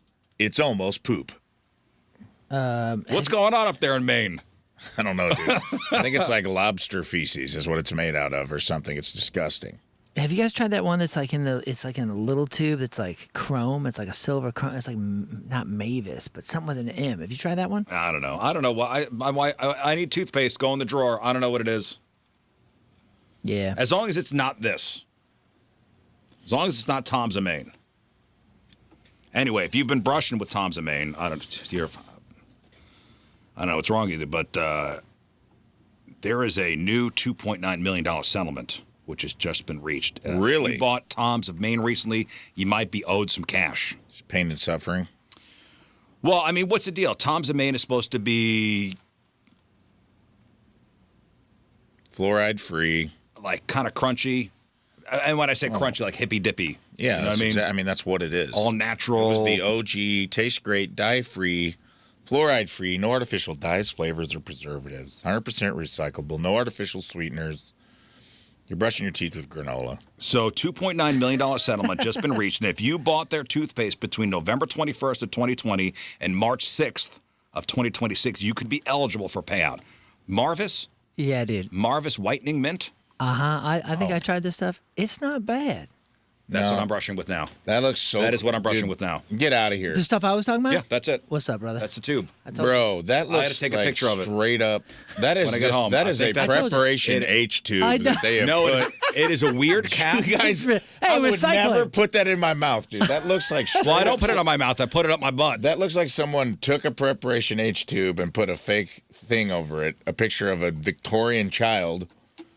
And you guys are just brushing. I think that's Even it. the top of it looks like The top it goes is a on your weird butt. cap. The top is a weird preparation H cap, for sure. You're out of your mind. uncomfortable. Whatever I'm using now tastes pretty good. You're like, every time I brush my teeth, my mouth gets tight. It doesn't say toothpaste on it. It does say just whitening mint, so maybe it is for a different... Toothpaste is very good. Well, why is your mouth all puckered up? Oh, it's my new toothpaste. It's very, very good, though. Dude. It makes my cheeks It kinda shrinks the tight. blood vessels. It shrinks my cheeks. It works. It feels like it's doing work. Well, let me tell you about Tom's here. So this all started with the lawsuit filed back in late 2025. It turns out the FDA did an inspection of the Tom's manufacturing plant in Maine back in 2024 and found some pretty gross stuff. You ready? Oh, man. If you're a Tom's of Maine toothpaste person, listen up. We're talking black mold. Gross. Black mold-like substances near hose reels and powder residues near the kids' strawberry toothpaste. The lawsuit basically accused the company of being deceptive about how they make and market their products. You know who owns Tom's? Colgate. Not even Tom. You fools. You fools. You fools. You think you're getting some crunchy, like some guy in Tom is making some guy in Maine named Tom is making the stuff in his house. To be no, honest, it's Colgate Palmolive. Are you telling me we're being duped by corporate America? Yes. Well, you know what's funny is when I first saw it, I think the place that I bought it and tried it very in the early days was Trader Joe's. So I always assumed it was like a Trader Joe's thing or a spinoff. Trader Tom's. Yeah. Right? And don't they make a deodorant and some other things? They make deodorant, yeah. It's like rubbing camel crap under your arms. Yeah. That's better than the crystal you used to put on and come into the studio and stink a little bit. It was an experiment. It was an Colgate experiment. owns Hello brand also. Man. Hello. Hello. So while Is it Tommy you're looking While Tom's for? and Colgate say there never was a safety risk to the customers, they've agreed to pay $2.9 million to settle the case and move on. So, do you qualify? It's pretty wide net. Almost any Tom's of Maine toothpaste product counts as long as you bought it in the U.S. within the 2020 to 2026 window. You're fine. I'm just going to brush my teeth with birthday cake moving forward. Just frosting. I'm just going to get a tub of frosting and brush my teeth with it every morning because at least then I know what I'm getting. Betty Crocker's my You want new. to brush your teeth with black mold? Get Tom's. Tom's in Maine. No, I'm getting Betty Crocker or Pillsbury as toothpaste moving forward. Cookie dough. Just put a big chunk of it on the toothbrush every morning. Good. You're not tricking me anymore, Colgate. Good. So if you want your money, I'm not sure how much you're getting. I guess it depends on how many people file to get money, but if you want, you have to act relatively soon. You have to file your claim, head over to the official settlement website and fill out the form. Just look it up and then choose to get paid via PayPal or Venmo or Zelle. They even send you a good old-fashioned paper check if you want. You have until July 6th to get your money, so do it. Hey, speaking of hello. Hello. You know when you fly and you get on the plane, there's always a flight attendant there greeting you? When you get off the plane? When you get on the plane. Oh, yeah. Do you know why? Good morning. To make sure you don't do anything in the cockpit. Right? I don't take a guard. I see them as a guard. Kinda. There's a reason. Because I'll fully admit, my intrusive thought is to look left and like, man. I always like to check out the cockpit. I know, me too. I want to know who's I flying. was like, oh, look at that. I like to look at the instruments. Look at all the buttons. I bet I could do that. So if you think that friendly hello from the flight attendant as you step onto the plane is just them being polite, no, it turns out you are being vetted the second you cross the threshold. Heck yeah, dude. I like it. Vetted for what? Oh, I will tell you. Not being a psycho. Like, hey, Yeah. is this guy going to give me trouble? Is this guy Yep. going to give me trouble? Good morning. Yep. Hi, welcome. So a flight attendant recently went viral on TikTok for pulling back the curtain on what's actually happening during that boarding greeting. It's not just a warm welcome. It's security. It's more security. Yeah, I'm totally fine with this. Really? Yeah. So here's what they're actually looking for while they smile and say hello. First off, if you're drunk, that's number one. Well, hello there. Yeah. Hello there. Why, hello. Hello there, sweet cheeks. Hey, baby. So while it is the gate, I'll see you row 27. it is the gate agent's job to spot somebody who's had one too many at the airport bar, but things slip through. And flight attendants are trained to look for the red flags of being hammered. Unsteady, slurred speech, a weird reluctance to make eye contact. Huh, okay. That's also a big one. Maybe If you are too drunk to fly, they want to catch you before the cabin doors are locked, and then, you're at 30,000 feet. So that's number one. Could you be a hero? This is the part that feels like a movie casting call. They're scanning the crowd for able-bodied passengers. They're looking for people with a strong physique or a calm demeanor, people they could count on to stay cool and follow instructions, or help block an aisle if things go sideways in an emergency. I wonder if this is one of those things. Guess what, dude? I guarantee when they scan my outfit, they're like, "This is our guy." Now I'm wondering when I walk by a flight Is that what I attendant. talk about when like now? Oh, he's in dress boots. He's in boots and jeans. They're like, Yeah. this guy didn't show up in his jammies and slides. This guy showed up ready to spring into action and start a new society. This is our guy. I feel like this is probably what they go through in training, and then after the first year, they're not doing any of this. They're just like, hey, I got to sit on this flight for 4 hours with you. Are you now wondering when you walk past a flight attendant, wonder what they're thinking about you? Are you a hero or are you just one of the I'll do it this passengers? weekend. I'll introduce myself as Dr. Moon, hero, future hero, soon to be. Well, hero. you don't want to say doctor because if something does go sideways, hey, they go, "Is there a doctor?" And the flight attendant goes, "He said he's a doctor." Say you're a chiropractor. You could be you could have a science doctor. I'm a doctor in philosophy, but still, if you know, at I'm an least astrophysicist. I would present calm, for sure, even though I wasn't doing the proper doctor things. At least they would think that doctor's there and make them feel better. Until we get. I'm going to be honest with you. Do not, in an emergency, rely on me. I'm here for you. Wouldn't think of it. No, I'm pushing. I'm George Costanza trying to get out of the burning building, pushing kids over. Yeah,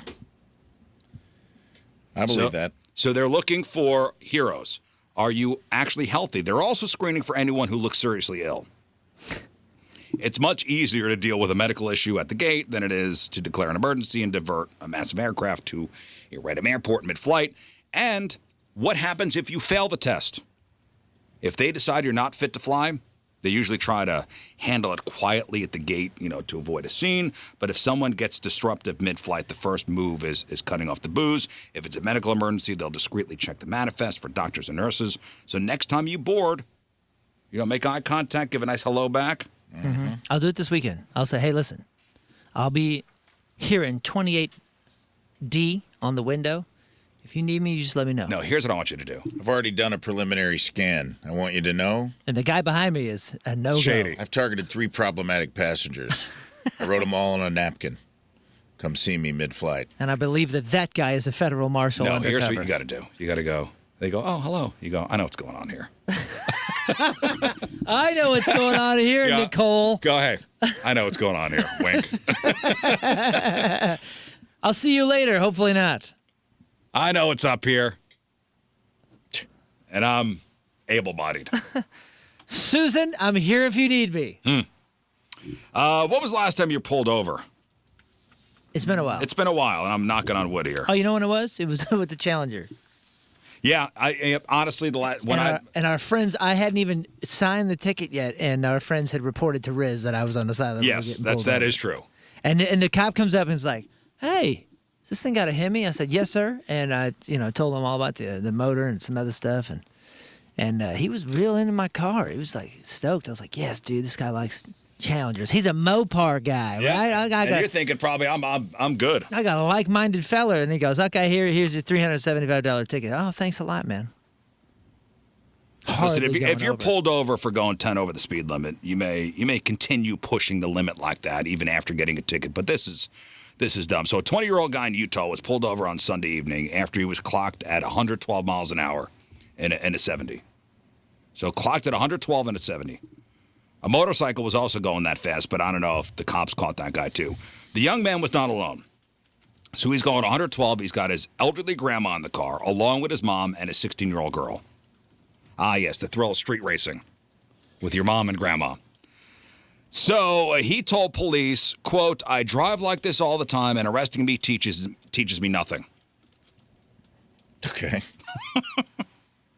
His mother told the cop that her son wasn't racing. He was just speeding and trying to show off. And I do appreciate this man's honesty. Okay. He was charged with reckless driving, exhibition driving, reckless endangerment, and possessing a tobacco product while under 21. Exhibition driving? Yeah, I guess when you're going that fast, trying to show off. I don't know. And finally, if you feel like the weather's been a little off lately, federal scientists from NOAA just dropped a major update. Guys, La Niña is officially dead. La Niña's dead. We're moving into a new climate phase. And are you ready for it? And it looks like a big one's brewing. Guys, we're looking at a super El Niño. Not a La Niña, a super El Niño. Now, what does that mean? I don't know. But it reminds me of Chris Farley. I am El Niño. All other tropical storms must bow before El Niño. Yo soy El Niño. For those of you who don't habla español, El Niño is Spanish for the Niño. So we spent last year or so in a La Nina pattern, which usually means colder winters in the north and dry spells in the south. But now we're heading straight for El Nino. Can you explain this to me? Think of El Nino as a massive heater sitting in the Pacific Ocean. It warms up the water, which then messes with the jet stream and shifts weather patterns across the entire planet. Thank you for explaining that. But what I want explained is, why do we have to switch names for storms? You know, Hurricane Andrew, whatever. But El Nino just means the little boy. La Nina means the little girl. Why do we keep calling different storms the same name? I don't understand. Every time you talk about El Nino, I think about the one that Chris Farley was talking about. Well, Super El Nino is when ocean temperatures stay at least 2 degrees Celsius above average for months. So what it means for us, good news, El Nino usually creates a wind shear in the Atlantic that basically acts like a fan that blows the tops off developing hurricanes, which lead to quieter hurricane seasons. So that's good. But maybe next winter is going to be a little worse. Well, where's the Nuevo Nino? I have no idea. I just wanted to play this.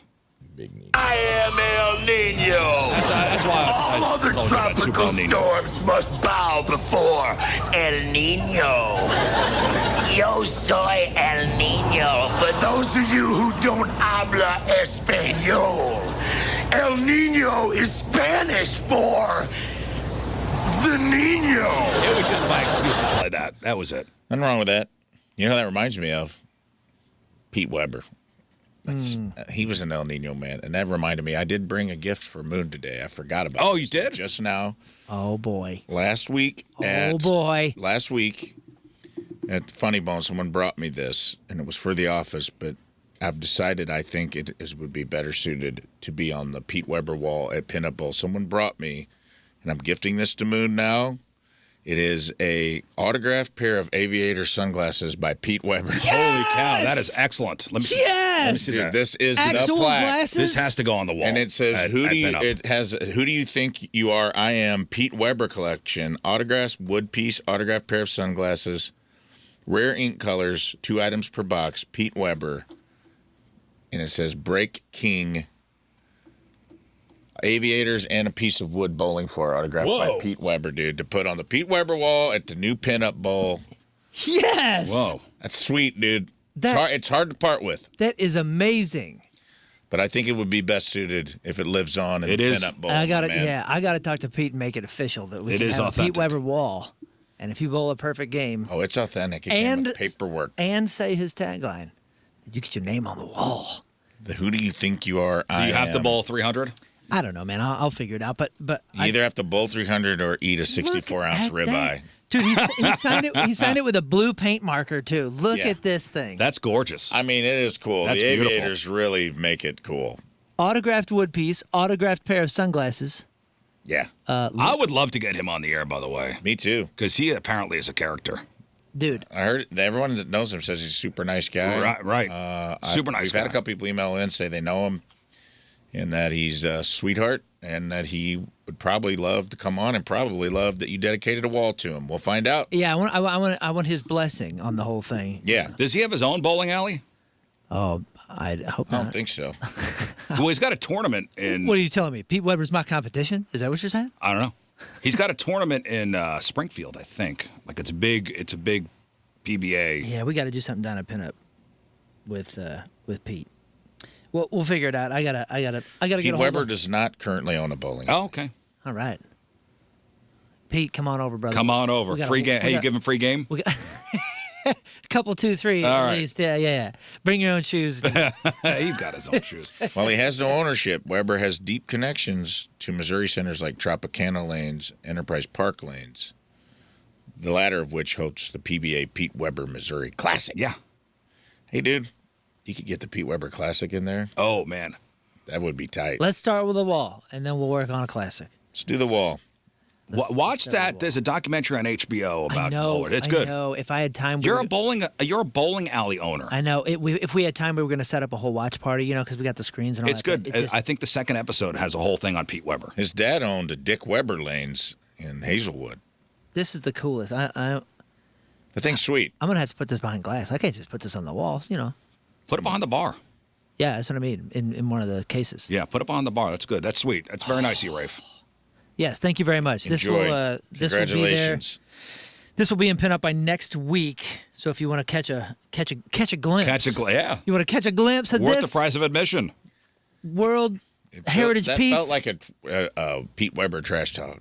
I am El Niño. I am El Niño. In Spanish, that means you will bow to El Niño. Oh man, I would put this right here. Who do you think you are? I Niño. That's listen, pretty sweet. We got to take a break, but first. All right, today's Team Rizz Member of the Day is brought to us by Hot Shot Sports Bar and Grill. Score their famous tacos for only $1 each after the card. Score 8 or more runs all season long at Hot Shot Sports Bar and Grill. From O'Fallon, Missouri, Michael El Niño Nixon. Yes. Team Rizz Member of the Day. Michael is a dedicated Rizz evangelist who's been listening for years and catches anything he misses on the podcast. He's also been to several Rizz Show events, never misses a Rizz Show night at the Blues game. Loves first part of the show. Loves Matchup with Moon, which we'll do today, but it'll be Matchup with Moon and Rafe. Loves our weekly chats with Chris Kerber. Loves Crap On. He's a fan. Michael loves Blues hockey and all St. Louis sports teams. Michael Nixon from O'Fallon is our Team Rizz Member of the Day. Get the super sweet Team Rizz Member of the Day soccer jersey. Get yourself signed up 1057thepoint.com/Team Rizz. All right, Crap On after the break. Moon, what do you got? Guys, I got details on the Taylor Swift-Travis Kelce marriage. And yeah, Rafe, you're not invited. I also have Diddy's lawyers. They got a whole new defense. You're going to want to hear this. Okay. Hey, maybe it changes your mind on Diddy. Maybe. And also, if you can sing Pink Floyd, there's a job waiting for you, and it's kind of a big deal. All right, we got that. We got your crappy birthdays. We got the porno birthday. And it's streaming's breakup season. Why millions of Americans are hitting unsubscribe. We'll chop it up next. Stay there. All right, welcome back to the program. Phone number 314-624-3833 or 618-398-3833. The Schreier Air text line, 314-649-DUMB. The Bud Light Studio Cams, 1057thepoint.com/Rizz. The socials at RIZZ Show. Your emails, RizzShow1057thepoint.com. Rafe's E-memoriam on the way. Crap On Celebrities here in just a moment. We're going to play a matchup with Moon and Rafe. We got your Friday fail stories. We got comedian Jared Freed coming in. See him at Helium Comedy Club this weekend. He'll be here at 9 o'clock. Got a lot of stuff to get to. Hey, remember when we all ditched cable to save money? Remember that? Yeah. Remember we all cut the cord? Yep. Yeah, I remember when we all fell for that. We all fell for it. What do you mean fell for what? I had a solid 20 years. Well, those days are officially feeling like a distant memory, between the rising. Oh, yeah. All right, sorry, buddy. I didn't mean to interrupt you.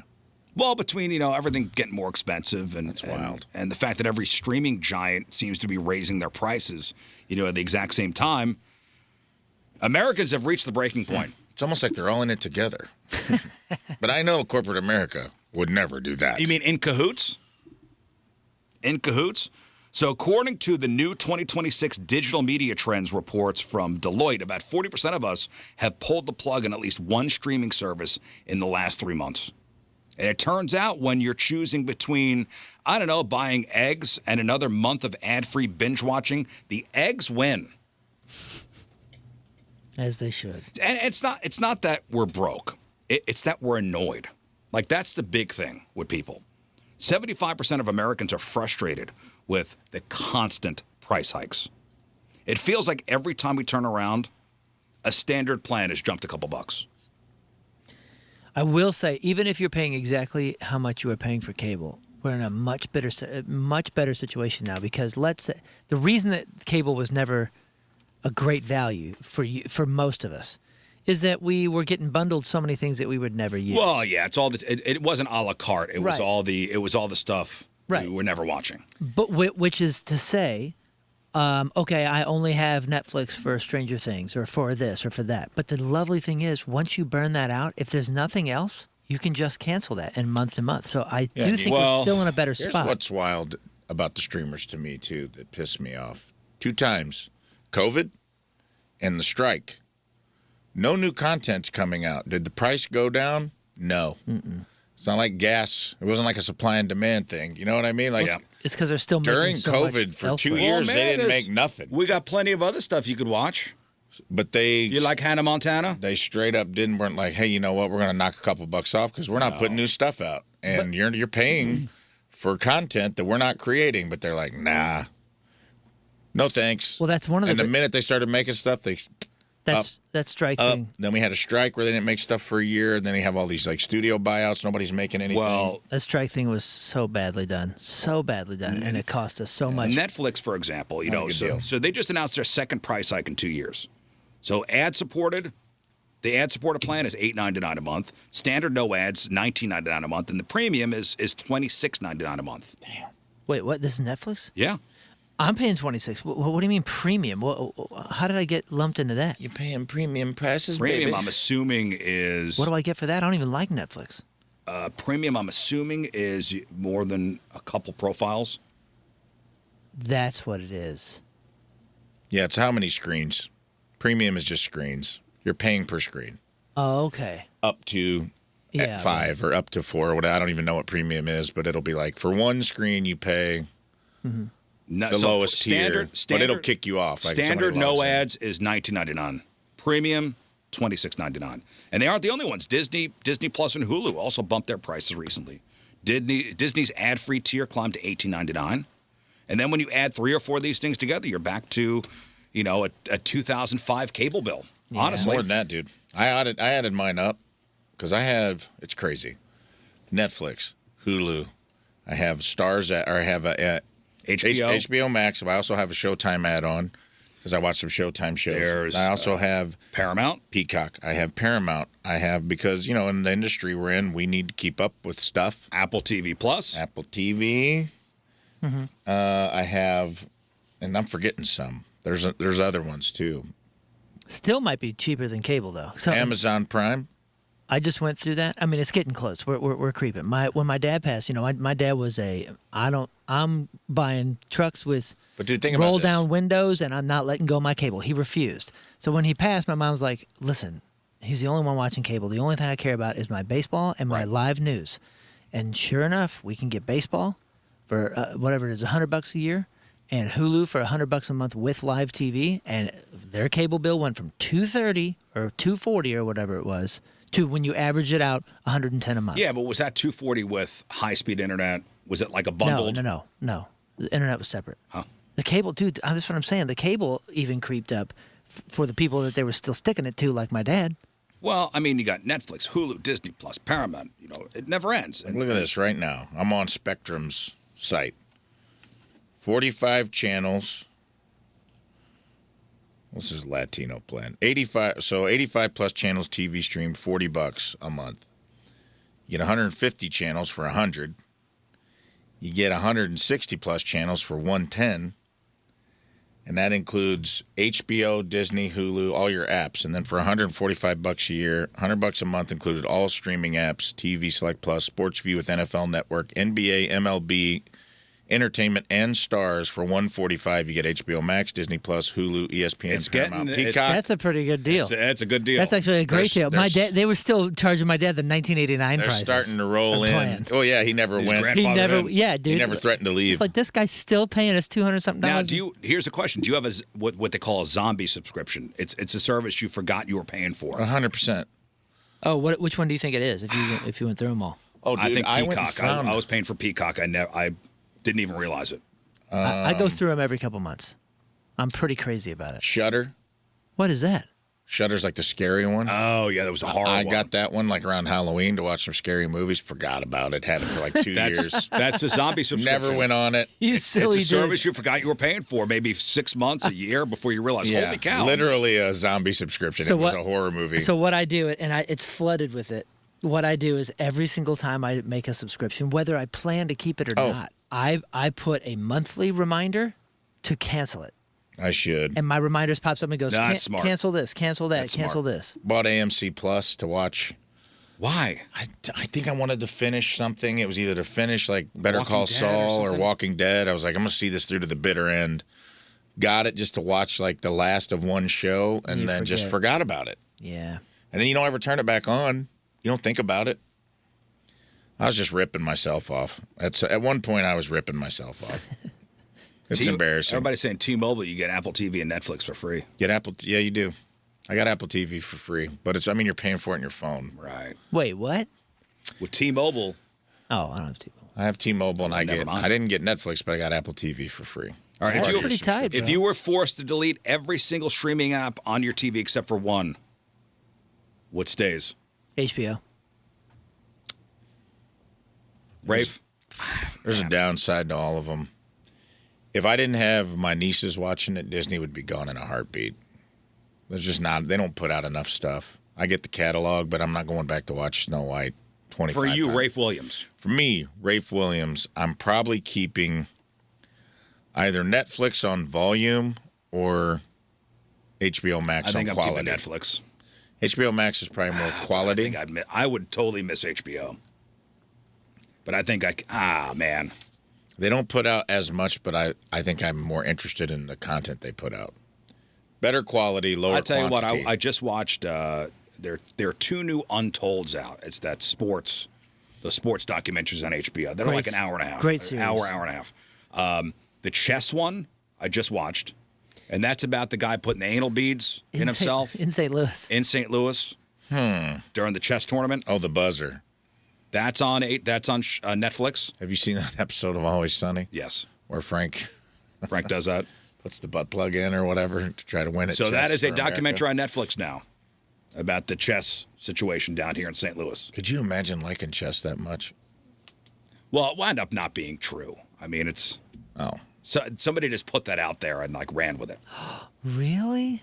Oh, it was never proven. Ruins all the fun. It actually makes me feel better about just the world. Somebody put it out there and they're like, yeah, that sounds good. Well, I mean, it was plausible. Well, because this guy, Hans Niemann... Knight to pawn 4. Beat Magnus Carlsen, who has been the best chess player for many, many years now. It was such an upset here in St. Louis that they're like, this guy must have had anal beads. Don't touch my rook. And then on Learn's suggestion that Lamar Odom. Good? Great. She said it was really good. Yeah, so I watched that last night. What a piece of garbage he is. I really found a newfound appreciation for Khloe Kardashian. Yeah, Honestly. that's what a lot of people are saying. Honestly, Really? she seems like a good woman. And a good woman or just better than Lamar Odom? no, if you watch, honestly, I mean, this is a woman that stuck by her dude. So did Ghislaine. Whoa. Whoa. This guy was smoking crack with prostitutes at the Bunny Ranch. It's a big difference. Hey, everybody's got their... Well, not really. I mean, there's a lot of parallel behavior. Watch it yourself, all right? There you go. All right, time to find out what's going on in the world of music and entertainment with your Crap on Celebrities. All right, we now know, or we supposedly know, where and when Taylor Swift and Travis Kelce are getting married. Any guesses, any guesses, any guesses? It's going to be at the Butterfly House at Forest Park. That's right. That's right. That's not a Forest Park. That's in Faust Park. Faust Park, okay. I'm talking Before we guess, in America or out of America? In America. You think it's in America? In, supposedly. I'll tell you why. I will say she's from Tennessee, so I'm going to say Tennessee. No, Well, I think she's got a house up in New England, so I'm going to assume it's up in New England. Okay. Save the dates have gone out. So guests have received... Is it going to be on the 13th? That's her favorite number? The wedding is going down July 3rd. Cleveland. Oh, July 3rd. Now, the save the date says... In Cleveland. The save the date says July 3rd in New York City. Oh, New York City. New York City. There's no word on the actual venue, though. Now, up to now, rumors have been placed that the ceremony might go on in Rhode Island, which is not too far. So that might still, got a big house up there. That might still be going on, and maybe they're busing them from NYC over to there. Now, Taylor owns a huge estate next door to a hotel. Sources say that they wanted a larger venue than that, though, so it could accommodate So more many people. friends. No. Wow, so close to America's 250th birthday. That's right. And I have other celebrities who have tied the knot in New York. We got Beyonce and Jay-Z, Haley and Justin Bieber, Mariah Carey and Tommy Mottola, Sarah Jessica Parker and Matthew Broderick, and Catherine Zeta-Jones and Michael Douglas. By the way, all of those couples are still together except for one. Do you remember? Yeah, Tommy Mottola and... That's right. Tommy and Mariah are Carey. not together. Let's move on to Diddy's lawyers. Diddy's got a new defense. Diddy's lawyers are saying that they're going to try a new strategy to get him released from prison. They are saying that he wasn't committing sex crimes. He was making amateur pornography. Porn. Were the other people willing participants? Now, they say porn is protected by the First Amendment and thus, quote, cannot constitutionally be prosecuted. So they're saying he has constitutional rights to make all the videos he made. Well, the whole thing was find the videos, but the people in the videos. Well, quote, freak-offs and hotel nights were highly choreographed sexual performances involving the use of costumes, role play, and staged lighting, which were filmed so Combs and his girlfriends could watch this amateur pornography later. Now, they're kind of forgetting something. Sex crimes can still occur during the making of pornography, so I feel that kind of blows up this whole strategy. Diddy's been locked up since October on a 50-month sentence, if you didn't remember. Taylor Momsen, we all know who that is. St. Louis's own. St. Louis's own, friend of the station, really. She played Cindy Lou Who in live action, How the Grinch Stole Christmas. And she is, of course, in The Pretty Reckless. She is The Pretty Reckless. They have been out on tour with AC/DC. And back in 2024, she got bit by a bat while they were on tour in Spain. Oh, yeah. Remember that. And apparently she has a propensity for being bit because now she got bit by a venomous spider down in Mexico. She shared a video of herself being treated by doctors and joking that she is waiting for her superpowers to kick in. Quote, it wouldn't be an AC/DC tour if I didn't get bit. A massive spider decided to take a chunk out of me and its venom did a number on my system. So I had to have the wonderful doctors in Mexico come and deliver quite the shot before the show last night. Add it to the list. Spider-Woman, Batgirl, end quote. It's kind of a nasty looking bite on her leg, so she had to get shots for it.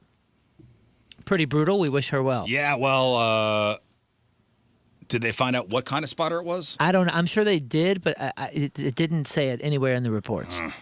Well, get well soon. I know she'll be here with AC/DC in, is it September they come out here? The Dome? I don't know. You're my concert guy. Man, I'm on the fence about going to see. I'm a huge AC/DC fan. It's a weekend, isn't it? There's a Friday or something? 'Cause we were talking about taking a day off the next day. Get off the fence. How could you be on the fence? And get in the audience with me, dude, because I will be going. It's your favorite. Oh, we're all going together. We gotta go. It's your favorite band. It's a top. It's a top band, but I'm hearing not great things. I've seen AC/DC before. I'm going. I've seen them a bunch. I have to see it. Speaking of concert announcements, mark your date. September 8th, by the way. May 14th. I don't know. Not only is Trailer Trash Tammy coming to town to play the pageant, right next door at Del Mar Hall, in a stroke of kismet like I've never seen, they booked Mini Kiss unbeknownst. I saw that. Wait, so what you're saying is that, so Trailer Trash Tammy's coming to the pageant May 14th. May 14th. Okay. And the band Mini Kiss, who was banned from the Trailer Trash Tammy cruise for being too wild, couldn't go with us this year. We had to lobby to try to get them back on the third cruise. They're playing inadvertently, by 50 chance. 50 feet away. 50 feet away, and they're playing later after, so you can go to the Tammy show and see Mini Kiss afterwards. That's pretty cool. Is she going to be in town for Point Fest? Is she going to stay? I don't know. Don't they bring a hot tub? I think they're on. So they can all get in. I don't know. Yeah, but it's very small. You won't fit in it. Is she in town still just a cup of coffee. for Point Fest? I don't know. They're on tour, so it would be awesome, but I don't know if they're going to stay. Well, so we was talking AC/DC. Let's talk about another legendary band. Roger Waters is actually trying to help his son, Harry, find a singer for Harry Waters? Harry Waters. That name's going to matter here in a second because they're doing a Pink Floyd tribute band that like Roger Waters is like putting together. It's called it's a tour next year called Roger Waters Presents Legacy, a Pink Floyd show performed by the Harry Waters Band. That's the entire title. That's the tour. I'd rather go see El Monstero. Now, Roger is giving it this tagline: the father's legacy, the son's band. He says the band is only missing one thing, which is the voice that he had when he was young. Quote, can you do that? Are you that missing voice? If you are, this is your chance. This is an open invitation to audition for Harry's band. I'm serious. Now, what's interesting is Harry was fired from Roger's band like 10 years ago and went on to play with the tribute band Brit Floyd. So Roger Waters is such a grumpy dude. He fired his own son Apparently, from the band. Harry plays keyboard and organ. I don't know which organ. If you sound like a young Roger Waters, you got to go to harrywaters.com and submit your audition. The deadline is April 30th. Yo, Mark, El Monstero, Mark. I think Mark is fine. Talking to you, bruh. Well, but wouldn't that be sick if he was like doing the official have to tour? work for Roger Waters. The Father's Legacy, the Son's Band, harrywaters.com. Harry Waters. This guy's in some Harry Waters. Former child star Danny Pintauro. Anybody know who this is? Jonathan. Jonathan. What'd Jonathan do? Jonathan from Who's the Boss. He's 50. What's he up to? Well, I know he's got HIV. Fact? I believe so. Does he have it, or did he do a commercial You gotta for kind it? of know before you say that. He did a commercial, but I don't know if he has it. While you look that up, he's 50, and he says the entertainment industry has slowed down, so he's picked up a side hustle delivering packages. Pintauro shared a selfie from his car loaded with deliveries saying, quote, he's doing what it takes, and reminding people that there's no shame in staying in motion. No, of course not. While he still is pursuing acting, he says he's focused on working hard and building towards future opportunities, just like everybody else is trying to make it work. Of course, seeing Danny back in the spotlight is everybody asking the same thing. Could we get a Who's the Boss reboot? Well, I've crossed my... Well, Mona's not going to make it. She's passed.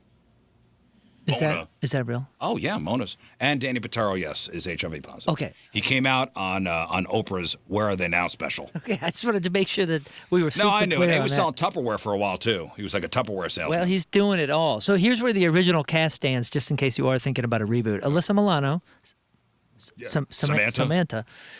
She's totally down. She told E.T. that she thinks it would be hilarious to see Tony Danza's character trying to navigate the modern world while staying exactly the same. Former Cardinal pitcher. Judith Light.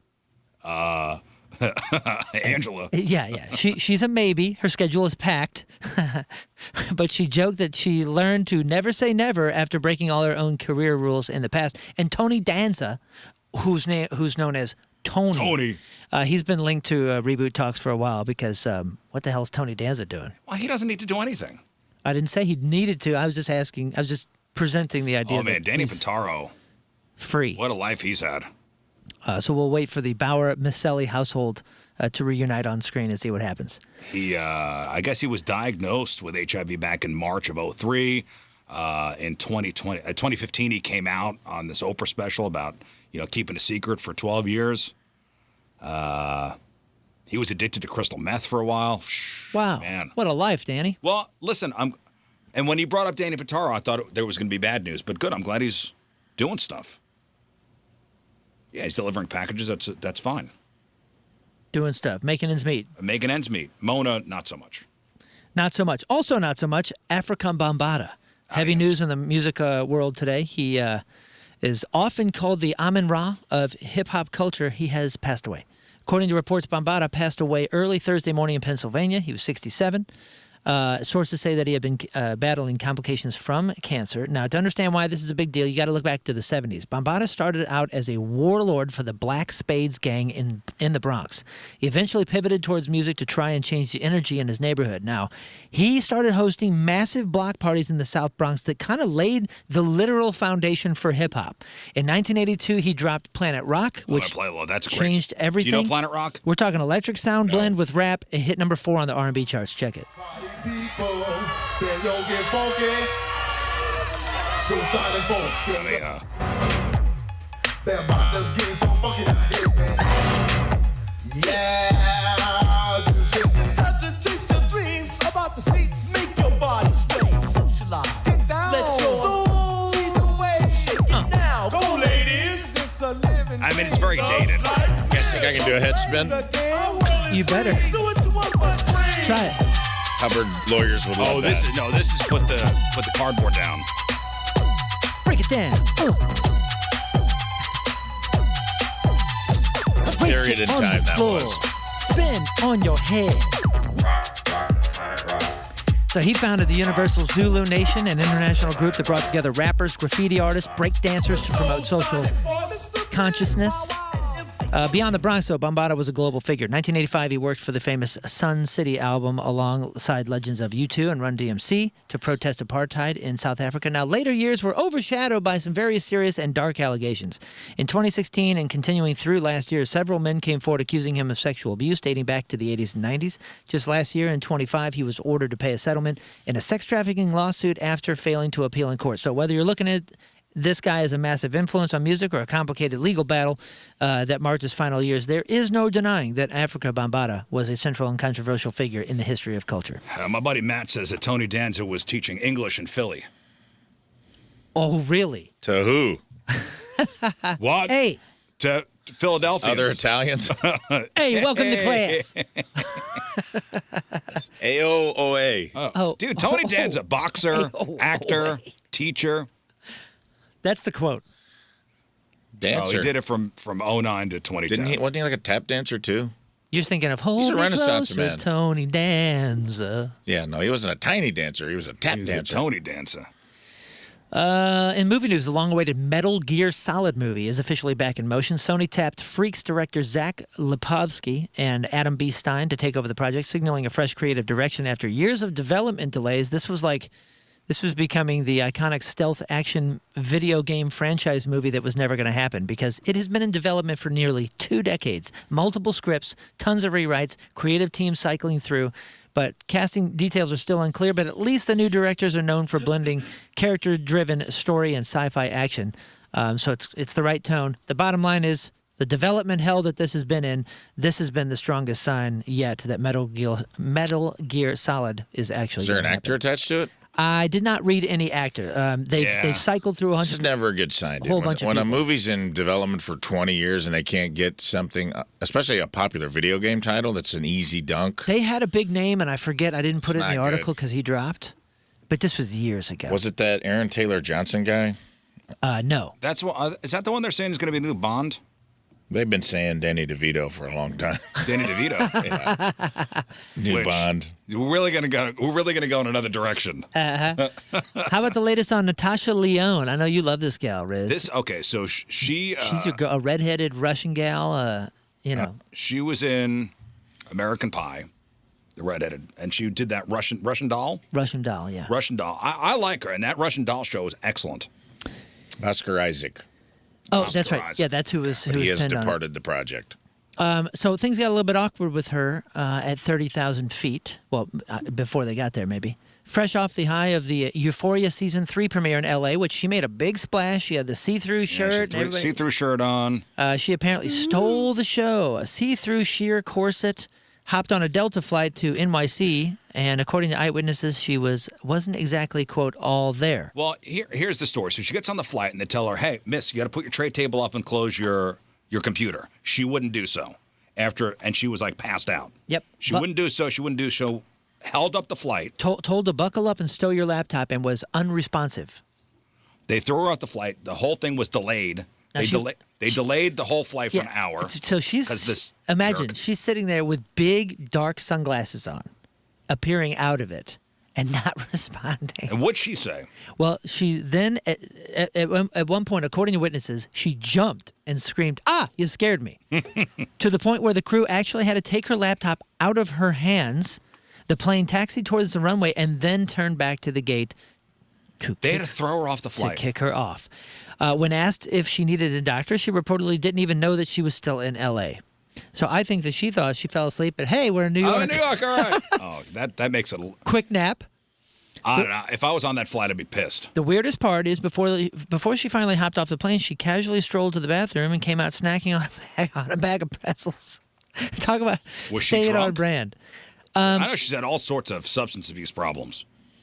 Okay, so the captain actually apologized to the whole plane, basically saying that she wasn't up to the task of flying that night because of the delay. Natasha missed her scheduled appearance on the Drew Barrymore show, and she came out on X, on Thursday. She did not give a play-by-play of the pretzel incident, but this is what she said. My heart is with all this unpaid TSA agents at our airports. Sure was looking forward to speaking honestly with Drew Barrymore yesterday, but I guess it wasn't in the cards. She threw a little shade at Page 6 for breaking the story, asking who even owns the outlet these days. What does TSA have to do with it? I don't know, but that was her thing.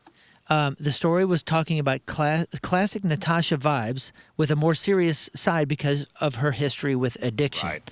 But she's saying that this was a medical incident and had nothing to do with any sort of my recovery. thoughts are, if you're the person that causes a plane to turn back and delay everybody gets to punch you once. Yeah. I don't care who you are. Everybody gets one shot.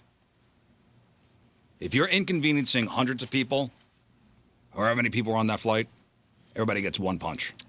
I think you should have to get put into a check bag, and they don't tell any of the handlers you're in it, and you have to go through the... Yeah, you have to go through the whole process of getting tossed on the plane and tossed on with all the luggage. Yeah, that's a good idea. I got two little bits of audio. You want to do these real quick? Yeah. So the creators of There I Ruined It, you know that whole thing on social media? They did a version of Toto's Africa, but instead of the regular lyrics, they list every single country in Africa. And honestly, I found myself listening to it this morning. I listened to the whole thing. It was kind of catchy. Really? All right, here's There I Ruined It. Namibia, Kenya, Zambia, Uganda, Togo, Senegal, Rwanda, Chad, Malawi, Burkina Faso, Liberia. Yeah, you feel free to fade out whenever you want, because it goes the whole song. This goes 45 minutes. Comoros, Nigeria. I'm not done yet. Cameroon, Lesotho, Egypt, Seychelles, Madagascar, Sudan, Morocco, Libya, Tanzania, Djibouti, Mozambique, Algeria, Gabon, Benin, the Gambia, Sao Tome and Principe, Mauritania, Tunisia, Guinea, South Africa. Excellent. It's pretty cool, Excellent. right? I just let it cruise. Another piece of audio real quick. The current Jeopardy champ, this is a big deal, guys. He is on a 20-game winning streak and has also tied Ken Jennings, the host of the show's record of answering 45 clues in a row. Nobody's had a chance. This is Jamie Ding, what a name, winning again last night. Check it out. Jamie Ding with that big lead. Which author did he write down? Who was Voltaire? That is correct. What did you wager? Just $827 today, bringing you to $33,027, and now a 20-game winner with $572,600. Nerd. What an odd situation for him to be in as the host. Yeah. And to close it out, since today is National Siblings Day, I just wanted to destroy a list of some of the best brother and sister duos in movies and TV. Brother and sister duos. Okay, let me see if I can name one. Warren Beatty and... No. What's his sister? It's not on the list. I don't even know. Oh, God. Obviously, number one is what? The twins. Luke and Leia from Star Wars. I thought you meant like real siblings. Me too. No, I'm talking about Siblings in characters. movies. Siblings in movies. Which, by the way, Doug and Steve Mutabi. Shirley MacLaine is his. Doug and who's that? The Mutabi brothers from Night at the Roxbury. I don't have. Oh, yeah. Okay. No, this is brother and sister. Brother and sister. So Bart and Lisa from The Simpsons was number 2. Wednesday and Pugsley Addams from The Addams Family was number 3. Yeah. Ross and Monica from Friends. Okay. Alexis and David Rose from Schitt's Creek. Ferris and Jeannie from Ferris Bueller's Day Off. Ron and Jenny from Harry Potter. Billy and Max from Stranger Things. Tina, Jean, and Louise from Bob's Burgers, and Klaus and Violet from a series of unfortunate events. But the one that I was thinking of was Luke and Bo Duke. Didn't they have a sister? Daisy. Was Daisy the Daisy's sister? cousin. Oh, cousin. God darn. Okay, well then that's. He was a cousin, so there was always a little tension. Ooh, what's up? Hazard Daisy County Dukes. didn't frown that much on cousin loving. And that's your crap on celebrity. All right, celebrating a birthday this weekend. Daisy Ridley, who's Rey in the Star Wars movies, is 34. Maren Morris, country singer, is 36. Haley Joel Osment, The Sixth Sense, and AI is 38. Brendan Urie from Panic at the Disco is 39. Mandy Moore, 43. Charlie Hunnam is Jax. Charlie Hunnam is Jax on Sons of Anarchy. I bet you he's 47. 46. Claire Danes from Homeland is 47. David Harbour, Jim Hopper on Stranger Things is 51. You never saw Sons of Anarchy? I watched some of it. I think you should close Yeah, that. I think I should close it out too. Nick Hexum from 311 is 56. Art Alexakis from Everclear is 64. Vince Gill, who gets to kiss Amy Grant goodnight every night. is 69. The Buddhist lamas know him as Tirtan Chundrag Dori. Steven Seagal. Oh, my gosh. By the way, I cross paths with Nick. Oh, my God. It's 74. I cross paths with Nick a lot, and every time I see him, he kind of upsets me because he looks so good. He's so freaking ripped, and he's 56, guys. It makes you think, like, I have no excuse. I need to get to work. I think more importantly, Steven Seagal's birthday. Well, every time I see him, I feel better about myself. That's the opposite. Yeah. The way you feel about Steven Seagal is the opposite of Nick Hexum. Nick Hexum. Can't believe they were born on the same day. David Letterman is 79. Ed O'Neill, Modern Family, Married with Children, is 80. And Herbie Hancock is 86. Today's porno birthday is Lisa Sparkle, and today's birthday girl has been in 176 fine films, including The Amazon Sex Freak, Band of Bastards 2, Bodacious Boobies 2, The Fetish Files, NFC, The Nude Fight Club 2, 4, and 7, Photographic Memories, Tears of Fear, and who can forget a role in 2002's Private Extreme 2, Sticky. Yeah. Lisa Sparkle's 45 years old. That's your porno birthday. Those are crappy birthdays. And that was your crap on celebrities. All right, we'll take a break. We'll come back, and Rafe Williams has this week's E-memoriam. All right, welcome back to the Big Friday show. Learn is down in Southern Illinois getting her Hall of Fame thing going on. She's up. ISU's up. Oh, it's up? Central Illinois, I'd say. Oh, you're right. You're right. I guess everything's south of Joliet. No, you're right. You're right.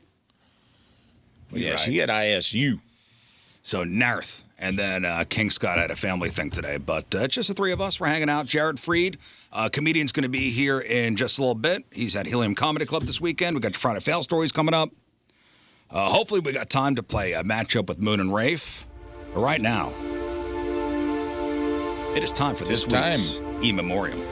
Yes, yes. And this week's E-memoriam brought to you by me, Rafe Williams. This week brought to you by Justice. Justice was done this week, and we're going to get into it soon. Justice in the city of Manchester. For those of you that don't know, the E-memoriam is a lot like the Oscars In-memoriam, where we say goodbye to sometimes people, trolls, ourselves, sometimes concept, ideas, subjects that we talked about. It's a lot like the In-memoriam, where we say goodbye, and you never know who's on the table. And up first this week, let's get it started. The End of Democracy Manifest.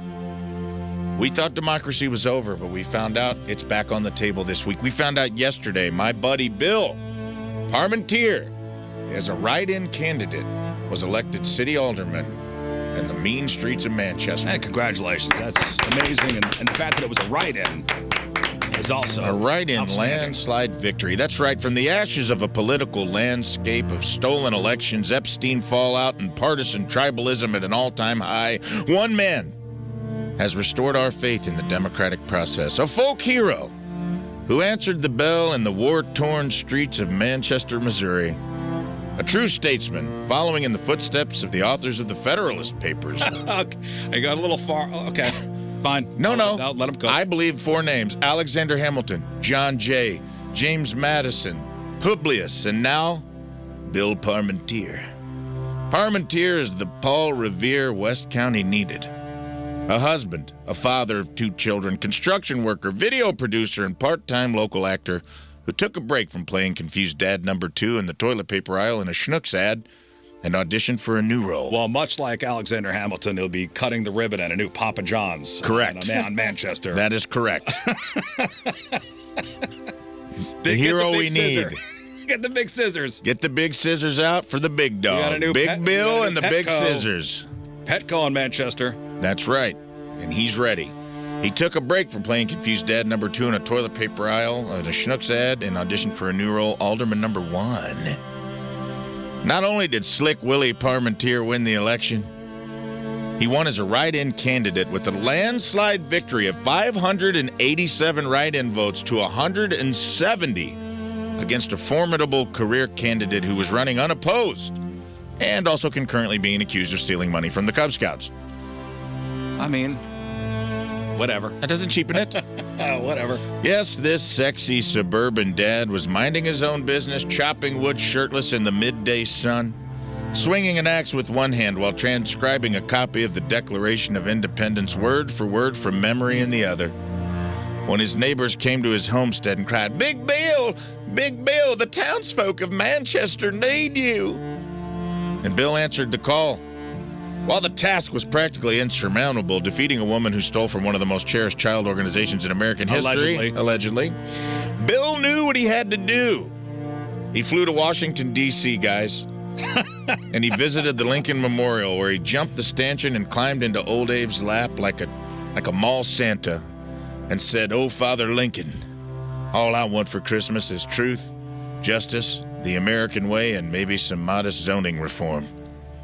And the bell of justice rang on Election Day. 587 tolls of the Liberty Bell clapper to a measly 170. Now, a lot of you are probably asking yourself a question right now. Who in the hell are the 170 residents of Manchester that voted for a woman who allegedly ripped off the Cub Scouts? Well, that's a broader conversation for another day about blind partisan politics, the intelligence of the average American, and being an informed voter. And if you're going to cast a ballot, knowing what in the hell you're voting for. Well, I think that's the big one right there. But let's be honest. On a national level, we voted for much worse, some of us multiple times, so let's move on from it. What do you mean? And let's just be happy for Bill. Let's not gloss over what a write-in victory actually means, guys. That man didn't just win. He made people physically spell his name correctly under pressure. You understand how hard that is in America? We all know half of Manchester's illiterate. Do you have to spell it correctly, or do the... You actually don't. I looked it up. He went door to door, not just canvassing. Can I just write Bill P? Honestly, I think yes. That's a great question, dude. I looked it up. It has to be reasonably assumable that you meant to write it in. A legit question. But that's still... Half of Manchester's illiterate. We all know that. Rizz has said that many times on the show. Yeah. That means Bill had to go door to door, not just canvassing, but teaching people to read and write so they could vote for him. P-A-R-M-E-N-T-I-E-R. That's a big word. Now, did half of the write-in votes look like a ransom note? Hell yeah, they did.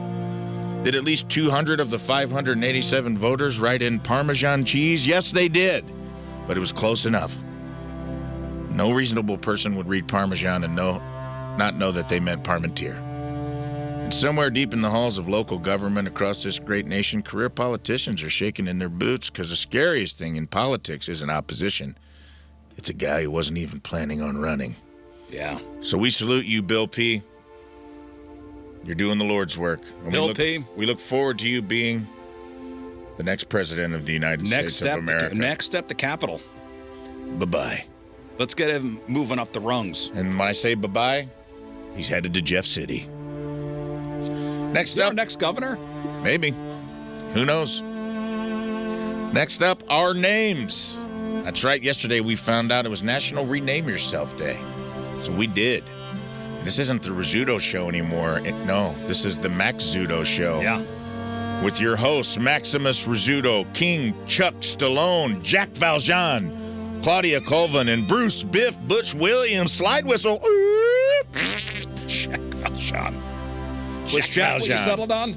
I think I'm fine with Jack. I think we settled on Jack. I had a couple, but after the show was over. There are a lot of good ones. After the show was over, you were starting to talk about elevators, and you said Otis. And I was like, I'll take Otis. Valjean. You know what? Let's change it. Jack Otis Valjean. Yeah. Right, you're a write-in candidate now. Right in the middle of the E-memoriam. J-O-V. Joe, for short. Anyway, here's to you, St. Louis. #1 morning radio show. Max, Chuck, Jack Otis, Claudia, and Bruce Biff Butch. Max in the morning. Jack Otis. Claudia, Bruce Biff Butch. 314. I'm from Manchester, and I could read Unhappy Birthday to You, Rizz.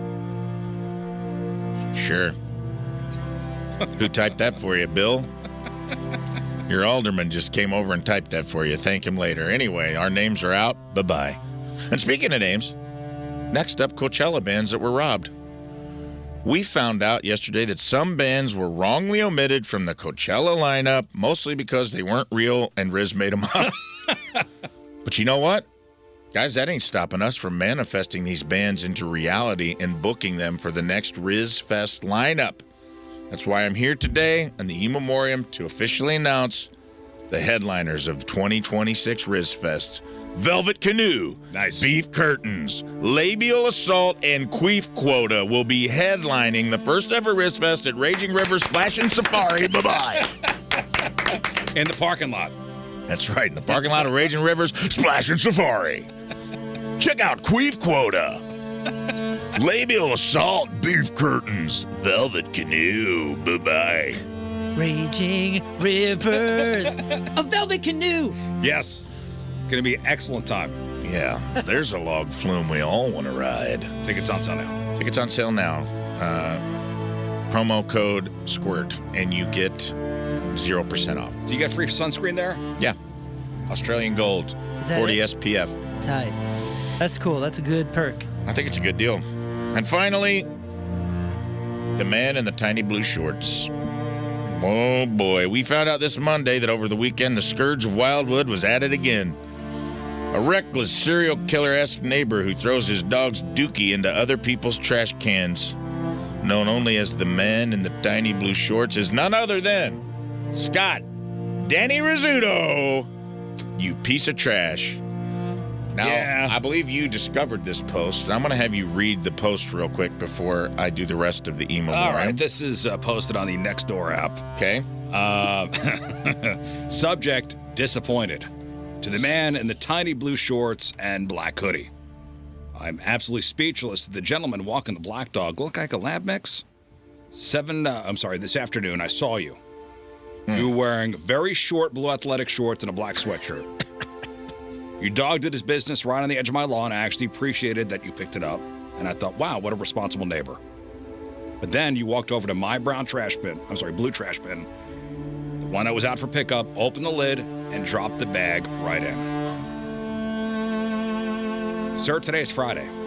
The truck literally just came by 5 minutes before you got there.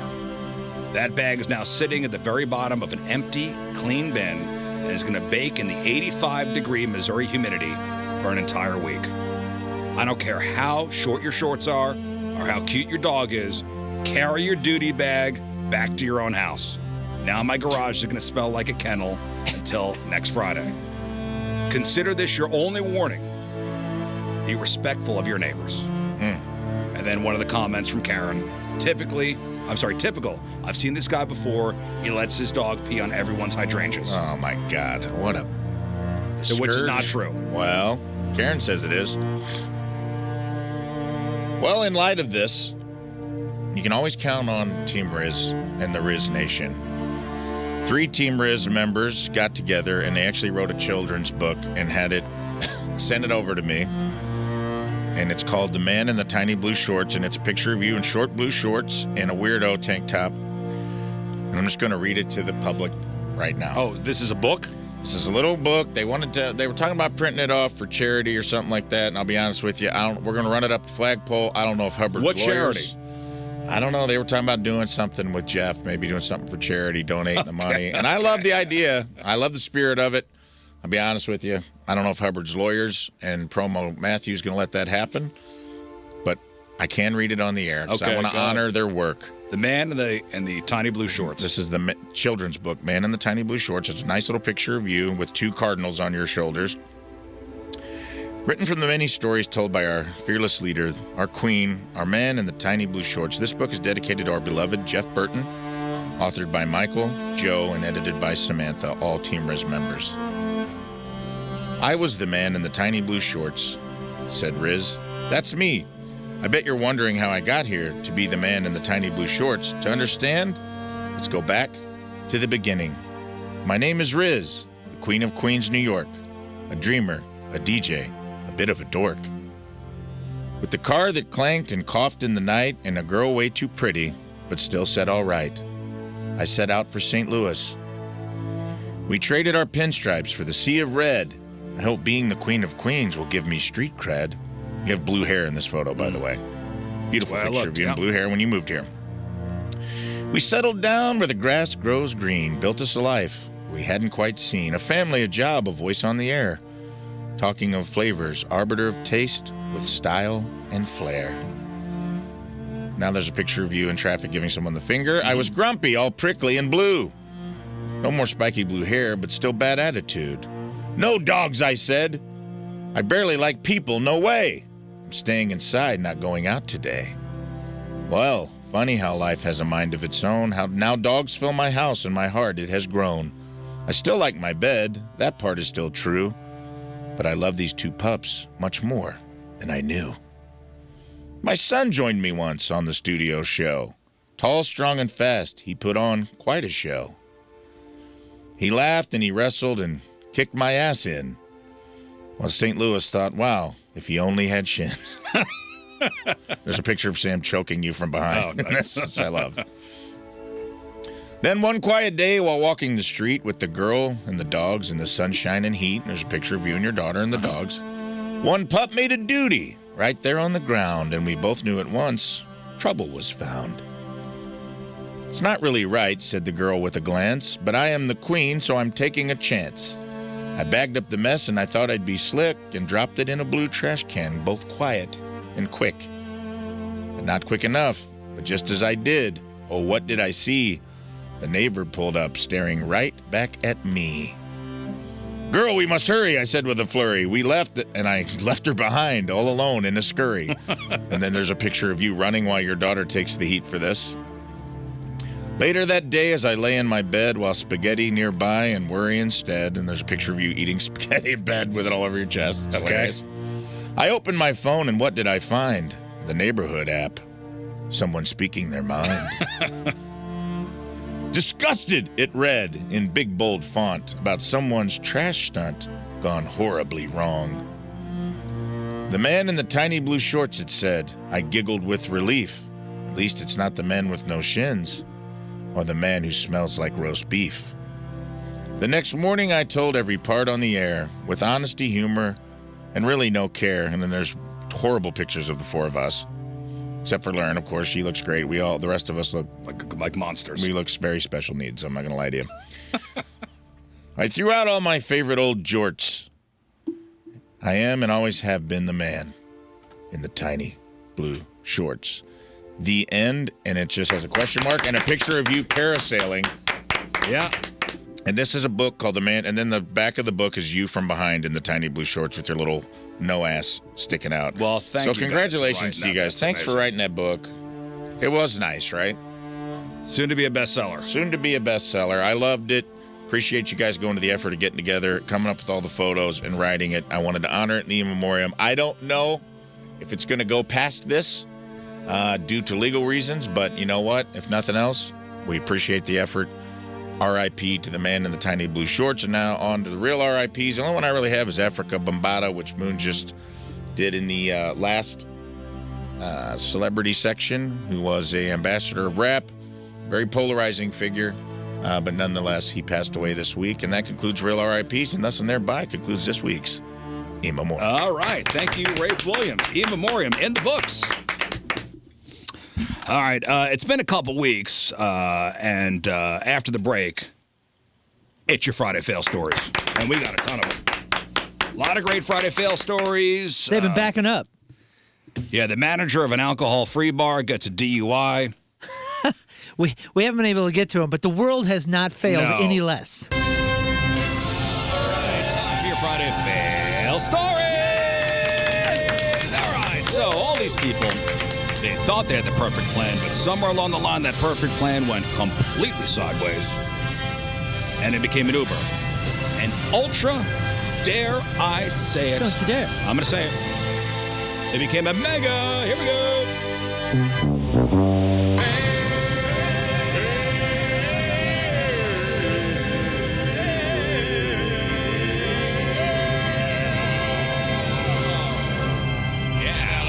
Fail. Well done, gentlemen. Thanks, man. Friday Fail Story sponsored by Moritz Reusch Jewelry, the official jeweler of the Rizzuto Show. Hey, big shout out to Bissinger's chocolate. Boy. Because, man, they sent us a box Oh, my. filled with just a bunch of treats. Where's the little note? I got the note right here. Read the note. Hello, Rizzuto Show. Thanks for mentioning Bissinger's handcrafted chocolatier on the air. We wanted to send you some goodies as a thank you. In addition, we'd like to extend an invitation to you to have you tour the chocolate factory. We're going to the fudge factory. No, not fudge. Oh. And meet our Chocolate chief factory. chocolate officer. Please Willy email Wonka? Willie. Yeah. Willy Wonka Yeah. at gmail.com. How cool is that? And dude, two grown men were dancing in here because know, you we started guys. eating the truffles, and both of us started dancing. I'm Doing the such a truffle dude. dance. I am. Such I am. nerds. Look at you. I'm a straight up whore for Dubai Look at you. chocolate. Put the lid on that. No. Get the lid on that. Dude, the raspberry truffle I just Get had, off my ass. we were legitimately, we broke into dance. I It just was- am, dude. I am so in. If it has pistachio in it, I am a basic bitch. I am all over this. If I see Dubai chocolate at a checkout, $20 a bag, I'm in. I'm buying it. They're just. I'm a sucker. It's so good. Me too. If Well, I see the thank you, word truffle, Bissingers. if I see the word raspberry, dark I chocolate, love raspberry. would you like this? No, you got it. I just had a No, you cinnamon pear caramel. Woo! How was that? He's dancing again. I know. Look at you. Well, thank you, Bissingers, and we will take you up on the chocolate factory tour. I would Heck love yeah. to do that. That would be so cool. All right, even bars that don't serve booze may need designated drivers. There's a bar called Sober in Aberdeen, Scotland, which is entirely alcohol-free. They have non-alcoholic beer, they got non-alcoholic wine, they got non-alcoholic cocktails. It was created for those who love the energy of a great night out without the hangover that follows. Maybe the manager should have stuck to that menu. A 33-year-old guy named Hayden, he's the manager of Sober. He was just convicted of drunk driving after being caught more than 4 times over the legal limit after a crash last month. And it doesn't look like there were any injuries, but it was serious. He was found slumped over the wheel of his car. Oh, man. Did somebody sneak alcohol into it? He's been banned from driving for a year and fined $700. Fail. Oops. You found a partner in crime when you both had the same idiotic plan. So 2 men in their 50s were arrested in Florida for driving around with a dead alligator strapped to the roof of their car, which you cannot do. Several people even tried to warn them that they'd get in big trouble. So at one point, they tried covering it with a white sheet. Eventually, the cops caught up with them. The guys claimed they didn't kill the alligator, saying they found it as roadkill on the side of the road. They were planning to take it to a taxidermy place to have it stuffed. Both men That's pretty good. Both men arrested, charged, booked, and later freed after posting a $5,000 bond. You don't think that's a pretty good story? Fail. Yeah, I guess so. Excuse me, sir. The alligator on the roof of your car. Care to explain that? I found it like that. To be honest, man, I think that was pretty good. Yeah, well, still, you can't do that. You've heard of a fake it till you make it, but one Oakland Park, Florida woman took that advice too literally this past weekend. So Saturday evening, Ann Flaherty arrested after she allegedly spent the day roaming her neighborhood pretending to be a Miami-Dade police officer. Her mission, a self-styled investigation into 3 stolen diamonds and a mystery woman named Eva. Usually, it's guys who pretend to be police officers. This is unusual. It's a woman. So the drama started when Rodrigo Santos and Aldenise Cardoso got a notification on their Ring camera. When they checked the feed, they saw Annie standing at their door with a police-style badge clipped to her hip. And the interaction went, south pretty quickly. Annie told them she was with the police. She was looking for Eva and those missing diamonds. And when the couple told her they had no idea what the hell she was talking about, she didn't just walk away. She threatened to come back with a search warrant. Annie didn't stop there. She moved on to another neighborhood, and another neighbor, Sylvia, gave her the same song and dance about the stolen property. Eventually, the real cops caught up with her at her own house. When they asked to see her badge, she'd been flashing all over the street. She handed over a Miami-Dade Corrections Super Bowl edition badge. Which one? The one the Chiefs won when it was in Super Miami? Bowl edition. That should count. I think she should get off. Well, it might look official at a quick glance. It certainly doesn't give you the authority to demand entry into people's homes or threaten them with warrants. She's now facing charges for impersonating a law enforcement officer. Failed. A 40-year-old woman in Florida named Melissa Dunham was hoping to rekindle her marriage, but apparently things didn't go well. She got upset and then lit her husband's house on fire. Whoops. Melissa recently moved back in with her husband to celebrate their son's 18th birthday. But then they started arguing nonstop for days. Then one morning, Melissa walked out of the house with several bags and 2 dogs on a leash. She saw the husband in his car in the driveway. She reportedly said, now we both don't have anything. Shortly after, the home was on fire and smoke was billowing out the windows. I think there's 2 things. You know how we're always like, sometimes we're pointing to like primal things? You know, like this is an instinct that was from the caveman days. I think peeing on something and burning something down is just My God. Like you're so angry, you're just out of ideas, and a primal instinct of I'm gonna set it on fire. Burn it down. Burn it down. I'll just set it on fire. Melissa arrested. Oh, by the way, she had meth and marijuana in her purse. Charged with arson of a dwelling, 2 counts of possession of a controlled substance, and 1 count of possession of narcotic paraphernalia. Sounds like she is a liar because she said, now we both have nothing, and she definitely had something. She had meth and marijuana and 2 dogs. There's a guy in Washington State who's been arrested for the 98th time. All right. Oh. I think you get a plaque for 100. Maybe that's what he's going for. It's the fact that you're still free. Well, to be arrested this time he led officers on a high-speed chase after stealing thousands of dollars worth of merchandise from several stores in the past week. The cops called off the chase due to extremely reckless behavior of the driver, but tracked him down a little while later and brought him into custody. Police found a bunch of the stolen merch and drugs while searching his truck. And get this, they also saw a custom bong device built into the dash so he could comfortably smoke his drugs while he's driving. What does that look like? Sadly, there's no photo of it. I'm curious if it was a hands-free contraption. He had a bong built into his dashboard. Oh, man, in the truck. I have video of the truck, but not... But they don't show what the bong looked like. The cab. I looked. The cab. The driver is a 4-time convicted felon. It's a work truck, by the way. Did you know that? Yeah. It's like a company work truck that he built it on. So he's a 4-time convicted felon. He has 27 misdemeanor convictions across those 97 prior arrests. He's facing charges of DUI, eluding police, and possession of narcotics. Failed. Dude, that's wild. Some people are blowing under their dash to be able to drive, and he's sucking. He's sucking drugs up. Sucking drugs up. Yeah, I'll be there in a minute. I got to suck my car off get it to start. To get me to start. These days, it's easier than it used to be to track down a mystery connection you met at a bar or who helped you while at work.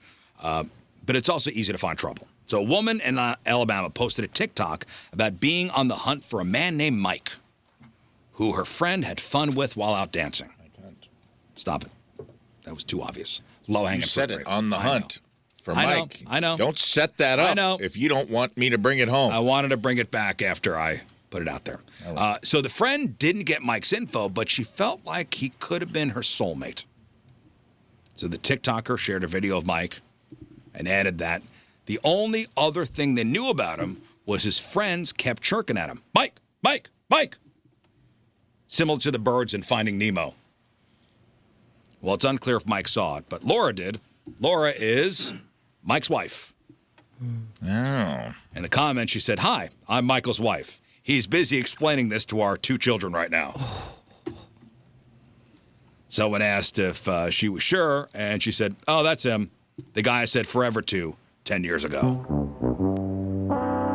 Failed. Mike. Hip. Most criminals don't think they'll ever be caught, so they don't think ahead to what they want to be wearing in their mugshot.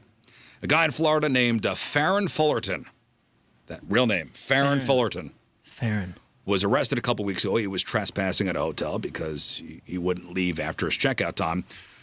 When cops showed up, they found Farron wearing a stolen inmate uniform. Okay. Yep. The uniform belonged to the Mitchell County Jail. The authorities looked into Farron's background and confirmed that he was not an escapee from the facility, but he had been there. Apparently, he somehow snuck away with the uniform after a previous jail stay. The sheriff said, "I've heard of dress for success, but never dress for arrest." That's kind of cool, though. Failed. I mean, he earned it, right? He paid his dues. Sure. Let me take this outfit out of here. I got this free T-shirt. Yeah, exactly. I survived prison, and I got this suit. All I got was a suit. Hey, I mean, that's like derelict. Driving drunk is bad. Whether you're just a little tipsy or you're hammered, you think you're in some kind of action movie. So a 58-year-old guy in Florida, Brian Parker, drove through the gate at Daytona Beach International Airport a couple Wednesdays ago, and he drove onto the airfield. He then attempted to board multiple airplanes. One had passengers aboard, but the door was locked. He's able to get into another plane, which was empty, before the police caught up with him. The sheriff's office said Brian was highly intoxicated, and his blue Ford Mustang was badly damaged after plowing through the airport gate. And when he drove onto the taxiway, he nearly struck a plane, facing multiple local charges, and the FBI is also investigating. In body cam footage, he told officials, quote, "I went to an AA meeting. Then the next thing I know, I'm doing cocaine, drinking, and smoking pot." Is that what they do at AA? Failed. The good groups, yeah. Holy You got to find the group that's right for you. That is not it. So this is a classic Florida man story out of Flagler County. This is given a new meaning to reversing your fortunes. So a couple weeks ago, deputies started getting frantic calls about a silver sedan cruising the wrong way. Okay, technically the right way, but completely in reverse, down State Road 100. So when cops finally caught up to the driver, 47-year-old William Murphy III, they caught up with him in a Panda Express parking lot. His excuse was an absolute Hall of Famer. He told deputies his car had mechanical issues and was stuck in reverse. So he was driving his car so let's say you're driving on Olive. Mm-hmm.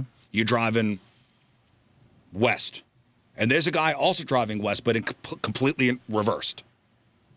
Yeah. Skills.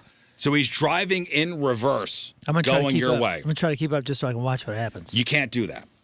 The car had mechanical issues. He said the car was stuck in reverse. He figured his best option was just to drive it backwards all the way to the AutoZone. That's awesome. What are his other options? What if he can't afford the tow? And he actually tried to argue with the deputy, saying, "I didn't think it was that bad. I wasn't even swerving."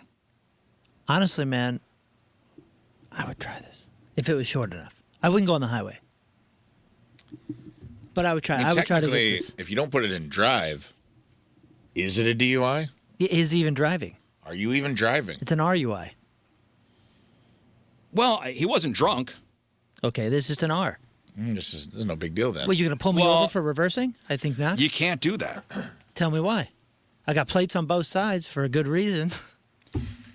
Listen, you get to decide what the front of my car is. It turns out this guy's got over 10 prior convictions for driving with a suspended license. Oh, he's now facing a fresh charge for being a habitual offender. All right. Oops. But let's say clean record, though. Show me the law, officer. My window's down far enough. I know my rights. Okay, listen, I don't know what the laws are in Florida, okay? You've seen those guys, right? For some reason, I know my rights. My algorithm keeps showing me videos of people getting into arguments with cops that they me never too. should have been in. Dummies. Me too. Just give them your license. And this could all be over. Yeah. Over. We've seen plenty of high-speed chases involving criminals. This one is, well, not that. Police in Florida were chatting with a 28-year-old suspect, Chase Cruz, a couple Mondays ago when he suddenly runs off. Chase Cruz. Ironically. Why is he running? He should be always in a car. There weren't a lot of places to go. He jumped in the Halifax River and actually swam pretty far in. Two officers using paddle boards caught up with him. Unbelievable. Had to haul him back to shore. He was charged with loitering, prowling, and resisting arrest. Dude. Failed. Do you think, first of all, cops don't have paddle boards on their I cars? thought bike cops had it rough. I was Imagine gonna say, being on a paddleboard and trying to have authority. Well, that's what I'm saying. Cops don't have paddle boards. That means they did the thing where they showed the badge and said, How do you know in Florida they don't have paddleboard cops? I'm commandeering your paddleboard. Whoa! They just push you off. Yeah. Come on, that's some Beverly Hills cop stuff. With the paddleboard. A Michigan guy is learning the hard way that if you're going to pick a fight with high-tech surveillance you probably shouldn't drive your own car to the protest. Spencer Anderson is a 24-year-old guy from Clarkston, Michigan. He was hit with a felony charge after Waterford Township police say he went on a mini rampage, smashing about $10,000 worth of police license plate readers. Okay? Here's how he got caught. So on February 23rd, police realized several of their automatic license plate readers had suddenly gone dark. When they went to check on them, they found the cameras ripped off their mounts and then smashed to bits. So detectives started digging through the data and found that one of the cameras, right before it was destroyed, managed to snap a clear photo of Scott Rizzuto. Spencer's vehicle and license plate as it drove by. And to seal the deal, police pulled security footage from nearby businesses, and the video reportedly shows a guy, Spencer, getting out of the same vehicle and using a tool to smash two of the cameras until they broke. Busted. So the guy was busted after one of the cameras he smashed caught his plate. Idiot. Failed. All right, two more for you. There are a few things you probably shouldn't do during a driving test. Like, crack open a beer. What kind of beer? I got to know what kind of beer. Is it in there? Police in the UK. Well, Oh, it's a Boddington's or something. Police in the UK stopped a vehicle when they noticed that it had a defective brake light. They also said it caught their attention due to poor driving. While they were speaking to the driver, they smelled pot, so they conducted a drug test, and the guy failed. And they also found pot on him, so he was basically caught red-handed. The driver was a 26-year-old guy, not fully licensed. In fact, he was taking his driving test at the time. So, yes, there was a driving instructor in the vehicle with him who may need to have their sense of smell checked out. The guy was arrested. The driving test was terminated naturally. The officer said the young man's mother at the test center was so shocked to see a police officer. It was a very awkward conversation they had to have. It was definitely a John Smith's. Failed. And finally, this might have been a little badass if it was legit, but 33-year-old guy, South Carolina, Patrick Alexander, arrested for misdemeanor trespassing last Saturday, spent the night in jail. The next day, he was brought before a judge who had set his bail at $250. Patrick pulled out a wad of cash, handed the judge 4 $100 bills, told him to, quote, keep the change. No. One problem, counterfeit money. Oh, whoops. you gave counterfeit money to a judge. The judge immediately noticed the cash didn't look quite right, and then he flipped the bills over. There was Chinese writing on the back. So instead of being freed, Patrick was hit with a pair of new charges, felony forgery and contempt of court, which is a misdemeanor, and his bond was increased to $6,000. Fail. And those are your Friday fail stories. Thank you. Is our guest here? Jared Freed? I believe so. All right, let's take a break. We'll bring Jared Freed in next. Ladies and gentlemen, I'd like to welcome to the studio Mr. Jared Freed. Good morning, sir. It is a pleasure to be here. I almost was embarrassed that I didn't bring anything for your birthday. Bissinger sent chocolate. It's fine. I would have bought you something at the break room. You wouldn't I can't have believe bought they're charging you for snacks. Yo, $4 for You know this thing. is radio, right?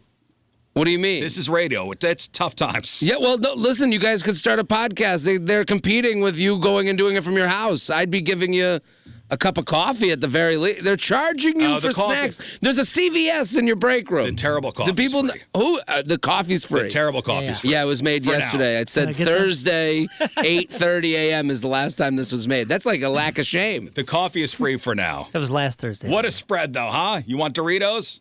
As much $4 Doritos as you can pay for. $4. That's crazy. I'd rather have the free snacks. Put out some little things. Bissinger, sponsor the break room. That's a great idea. That's a great idea. I'm an ideas man. That's a great idea. Let me do an intro for Please, you. I'll take it. Let me Thank do you. a nice little intro for you. I love a nice little intro. So this is when he insults me. No, he's good at this. He's good at this. Okay. No, I'm not going to. This guy. How dare you? He's made a career on this. Okay. No. He I sets you up. I have a nice thing. I believe it. Let's hear it. A lot of pressure. The floor is Never yours. mind. This is Never mind. got Come you on. journalism. The floor Stop is yours. looking at me. Go ahead. Come on, Rizz. Your famous intros. I've heard all about He them. is a New York legend. Going a little another too one? hard. Little He too is hard. This is a making little. Yeah, St. Louis his home this weekend at Helium Comedy Club. that is true. He is the mastermind behind the J Train podcast, That is true. A little bit too much, but that's true. which people call the Dear Abby for dudes. Yes, it's been called that once. You co-host a massive dating show, You Up, That's right. with the Betches crew. Yes, Whether he's narrating reality TV on Peacock I do that. or helping people decode their red flag text messages. I've helped people of all shapes and sizes. He's the guy you go to when your love life is a total disaster. I got you, girl. Currently out on the Table for One World Tour. That's right. Got a brand new book coming out in June called Walking Red Flag. All those readers. I know you got a big reading audience. We don't Get read the book. that much. Yeah, do you do an audiobook? I got an audiobook. I'm going to tape it after this today. There we go. Yeah. He's sitting right across from me. In the flesh. Ladies and gentlemen, Jared Freed. Your boy. I told you that was good. That was good. That was good. Sometimes they go too hard. You know, the legendary. I know, that was a little too much. And then you go, oh my God, I have like 10 tickets sold for tonight. Please. That was don't call a me little legendary. too much. You know, I'm doing shows in the basement of the Galleria. So Yeah, I do love the Table for One. Yeah. The whole Table for One idea. Okay. Well, it's a joke in the show. But so are you fine going out to dinner by yourself? Of course. I just think that there needs to be single people menus. I think that's the problem right now is these menus. I want everything on the menu, but they should have like the Happy Meal was like for kids. How about a single person's menu where you get like a third of a soup, a half an order of an appetizer, so you can get multiple things. They give you a gift on the way out, a vibrator. Go use on yourself alone at home. Give it to me to go, what I don't eat. Put it in a doggy bag. I'm going to reheat it later. To go is, I'm not a to go guy. I don't like listen, for me, so I'm sitting with three people who tour. You know, Moon's a musician, you know, Rafe's a comic. You guys are out on the road a lot. Sure. So eating alone is a thing you guys probably do a lot. Yeah. Yeah, I love it. Do you? The bar. I do too. I like it. Sitting at the bar. Yeah. Feeling, you know, the people around you, the din of the room, you know, that's it's a nice feeling. And honestly, you're not alone. You're with your girlfriend, the phone. You know, like, that's what I'm going to ask. Are you on your phone? I'm on the phone, but then I have a moment where I'm like, Jared, put it away, and then I put it face down, and I count to 20. But what are you and then I staring pick at it up people? again. What are you doing? I'm looking around. I'm listening. I want to hear. You know, there was a guy next to me. It was his birthday. They brought him a cake with a candle in it. His girlfriend was taking a picture of him. I was like, we're not going to sing? And then we all sang. And we sang happy birthday, and now I get to meet Terry, whose birthday it is, and he's with his girl. But why do you put your phone away? I don't understand. I put it down just to like give myself a breath. I think with the phone, it takes over your mind. You go from app to app to texting to app, and then you're like, what am I doing? I need a moment to let my mind kind of like sit. You need a little boredom. Yeah, because I'd be like, if I was sitting there with my family, I go, look at this weird guy just staring at people. Right. But like, I'd be like, look at that dad who doesn't care about his family. He's looking at me. See, as a dad, right. I'd be like, that guy looks bored. Listen, I'm always looking for danger. Right. I'm the protector of my family. You're out there protecting. I'm out there. Yeah. I'm the. Why is that dad staring at me? How about he help his kid out? That's what I would be He's like. choking. It's weird when it's the whole family, dude. When I waited tables, early on when I was transitioning into comedy, I was still waiting tables, and there'd be like people come into the restaurant, and it'd be like mom and dad on their phone, brother and sister on their phone, baby's on a leapfrog, and I'm like, you guys could have got a bucket of chicken and saved a lot of money. No, we make it a point for the Rizz family, like no phones at the table. No screens. But if I'm like, oh man, there's a weird dude just on the lookout with his phone face down, looking at people. You ever had probably a child molester? We've all opened for other people. That's a quick jump you made. Guy's just trying to have some fries. Must be a child molester. I mean, how do you get to that? Potato wedges. You must be living in potato real wedges. man. Hide your buttholes. I'm a man that lives on the extremes. Your kids must be anxious. Hey, everyone watch out. That guy's eating at the bar. Look at the way he's sucking on that chicken wing. Right. That's by crazy. himself with his phone face down for no reason. Calamari for one. Hide your bungholes, kids.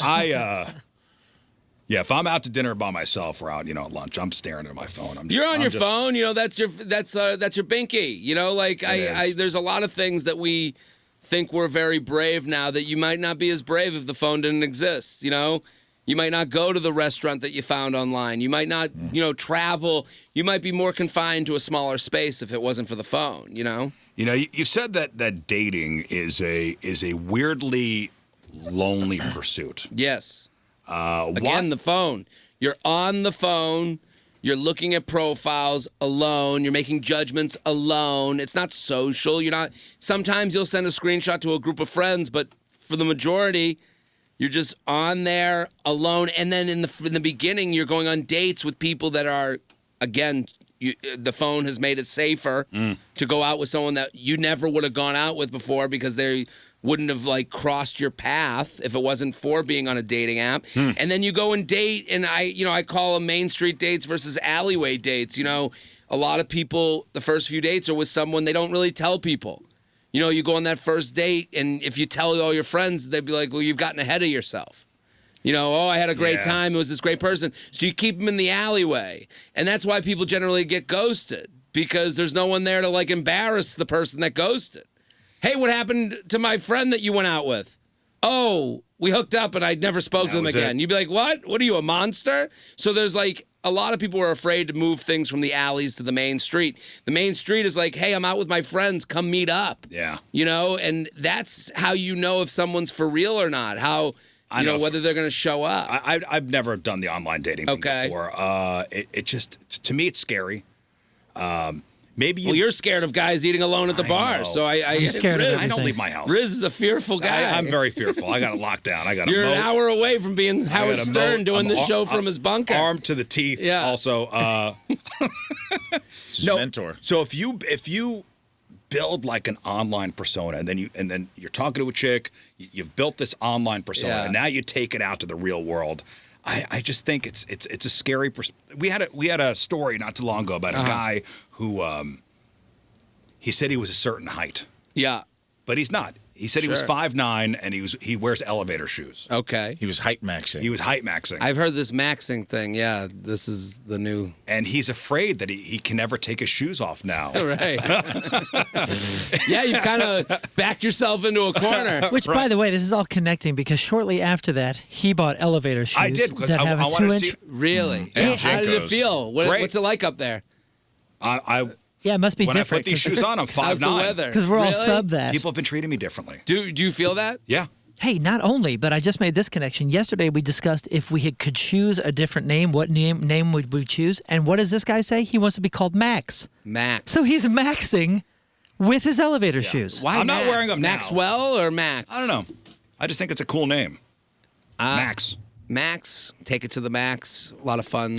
I always think of it this way. Yesterday was rename yourself day. What'd you give yourself, Rafe? I think I did Bruce because it was I could also be a Butch, and I liked that. I can't Interesting think of that Bruce. Rafe would go, you'd go classic American with Bruce. I can't say I can't say Bruce without lisping at the end. Bruce. Bruce. Oh no, we're talking Brucey. No, Jared, think about this. Think about Brucey's this. a nickname I wouldn't want. You look like a Brucey.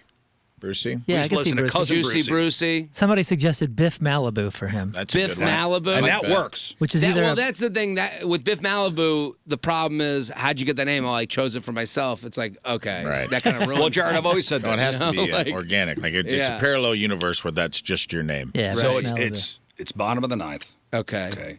2 outs. Winning runs on third base. Who's the manager going to?